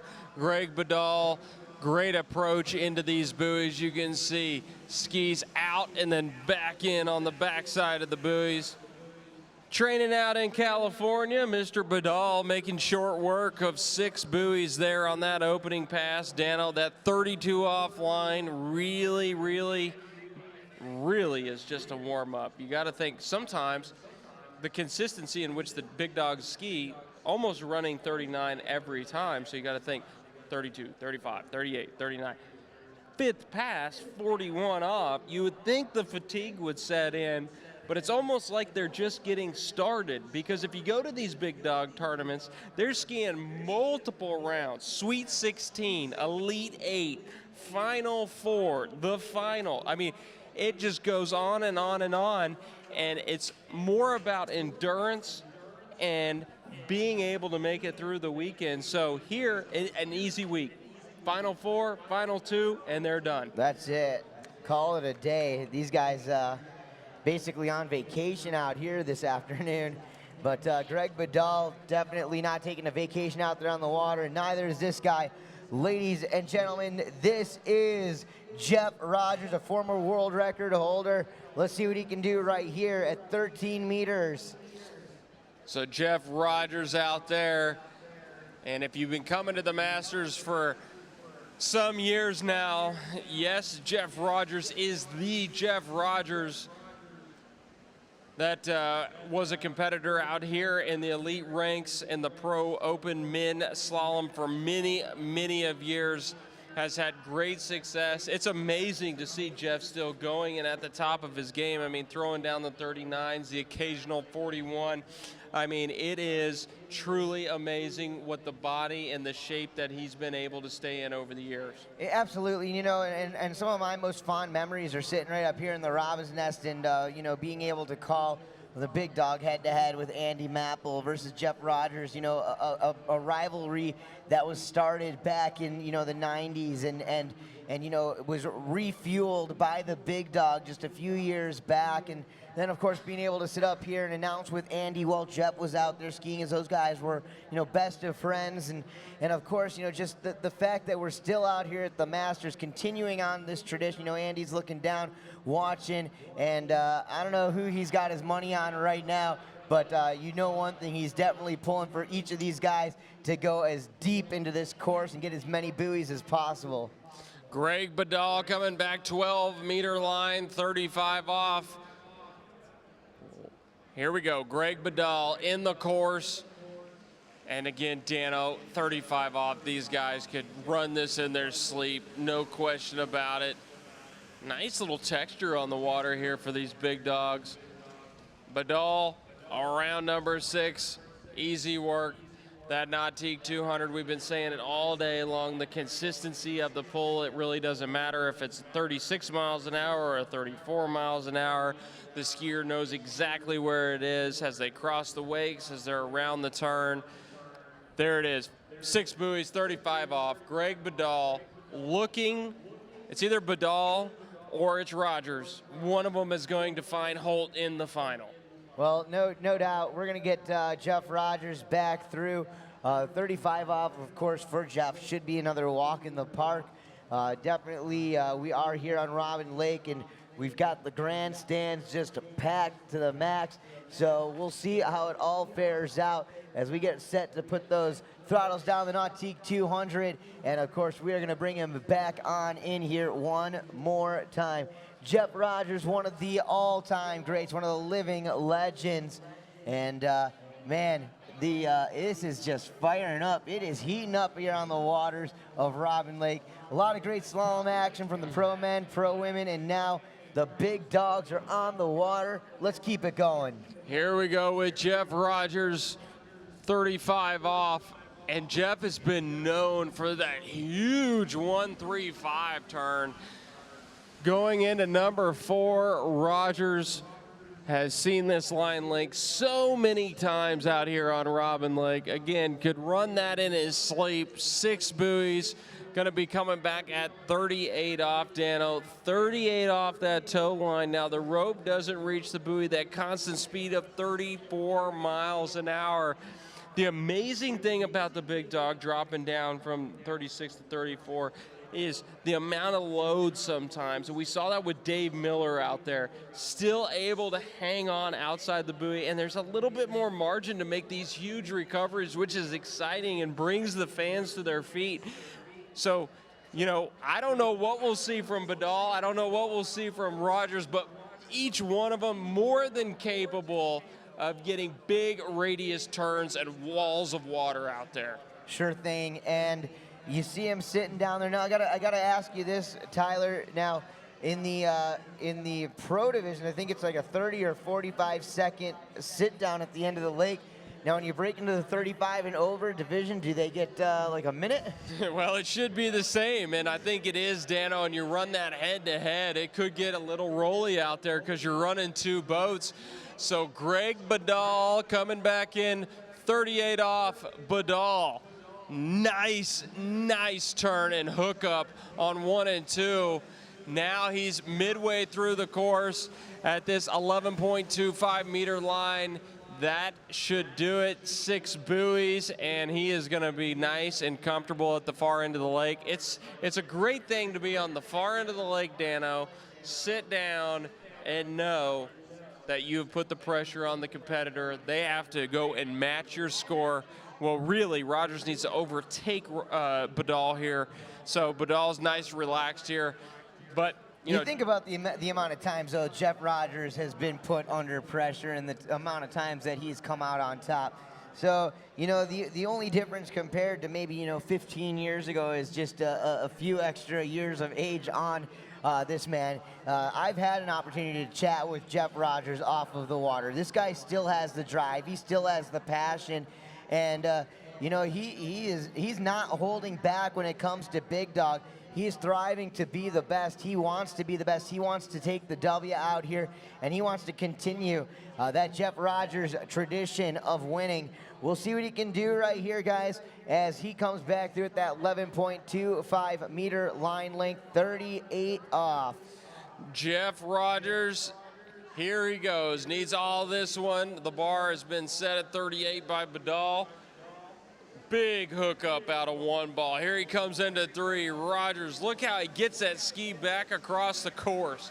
You gotta love that, and he is around number 5. So now the pressure back on Badal to set the bar at 39.5 off. Both these skiers look dialed in. I wouldn't be surprised, Dano, if they make their way through 39.5, and it's going to take something at 41 to get into the next round.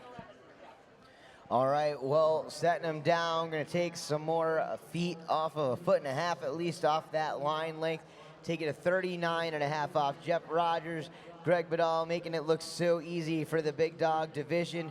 You know, as hard as it truly is, I still truly believe for both Greg and for Jeff, these are still warm-up passes for them. I mean, obviously they're running them at home, but I think that these guys are running very, very deep into that course on all the time, you know? And we saw, you remember the U.S. Open, the Nautique U.S. Open just a few years back in Orlando, and we had the big dogs all out there, and just watching those impressive numbers from the Sweet 16 into that Elite 8, as you mentioned. And they're going to continue. We got Greg Badal back up on the waters, 39.5 off. Let's do this thing. Here we go, 10.75 meters. Greg Badal needs this one to put the pressure on Rogers. Good hookup out of number 2. Badal deep at number 3. Recovering out of number 4. A lot of speed into 5. Wheelies out of 5. And I don't think he got outside of number 6, so slightly, ever so slightly leaving the door open for Jeff Rogers as Badal scores an unofficial 5 buoys there at 39.5 off. Dano, it seems like every division we've seen today, getting to that end of the course out the gate has been difficult. We've seen Jonathan Travers hang on to some big loads there. Badal just couldn't quite soak up the slack. So course management telling these competitors around that 4 to 5 ball, better be aggressive because they start to run out of lake coming into 6. All right, well, here it goes. This is where the excitement comes in. Jeff Rogers looking to beat that score set by Greg Badal moments ago. 5 buoys at 39.5 off. You remember, if Jeff Rogers only ties, he will not advance. So he is looking to not only meet, but beat that score put down moments ago by Greg Badal. Jeff Rogers back on down. Boat speed is picked up 34 miles an hour. Here we go. Jeff Rogers needs any piece of number 6 if he wants to advance it. Oh, big problems for Rogers. Can he recover over to number 3? Off to number 4. Rogers running into all sorts of issues, but somehow, some way, pulls it off. Jeff Rogers. Wow, Dano. Did you see that 2-ball turn? We'll have to go back to replay, but he almost skipped out the tail. He was on the front of the ski. He was on the back of the ski, but somehow off this number 2 ball, big time sketchy, but managed to make it through. And that means, my friend, we'll see Rogers and Halt tomorrow in the final. All right, well, congratulations to our big dog skiers. Big ups to Nautique Boats and O'Brien, of course, supporting that Big Dog World Tour. Coming up here in just a moment, guys, we have got the wake skate semi-final hitting the water. Going to be followed up by pro women, pro men wakeboard semi-final. After that, we get back at it onto the water with our jump semifinals, both men and women's divisions. Jeff Rogers back up, guys. He's going to come back down the line for one more glorious pass on that slalom ski. We'll see what he can throw down right here, guys. Getting all 6 buoys at 39.5 off. Here we are at 41. Getting around number 1. Big pull over to number 2. Turning at 2. Getting that pull. Huge pull out of number 2. Unofficially 2 buoys at 41 off, which I do believe matches what Frederick put down in his semifinal run head-to-head a bit ago. We're going to turn this legend around. We're going to bring him back to shore. You guys will do what you do. So go ahead, give it up, Callaway Gardens, and make some noise for Jeff Rogers. All right, guys, well, that's going to do it for slalom ski action here, day number 2 of the Masters. For Tyler Boyd, I'm the Noise of the North, Dano the Mano, reminding y'all to stay in the conversation through social media all weekend long. Make sure you tag Nautique Boats at Nautique Boats, hashtag Nautique Masters. We got our wake skaters setting up. Guys, we'll be back in a few moments. Let's go to a quick word from our sponsors.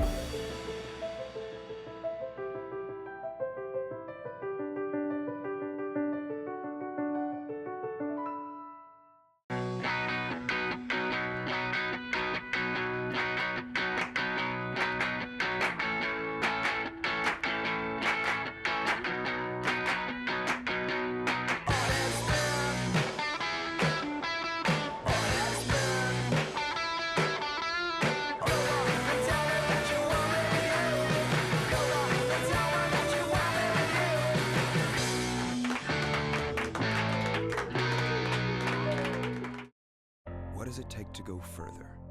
It takes a drive few possess, a commitment few can match, and a history to back it all up.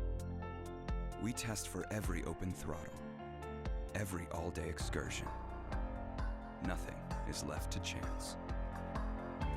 So when the water beckons, you can answer with confidence. We are GM Marine.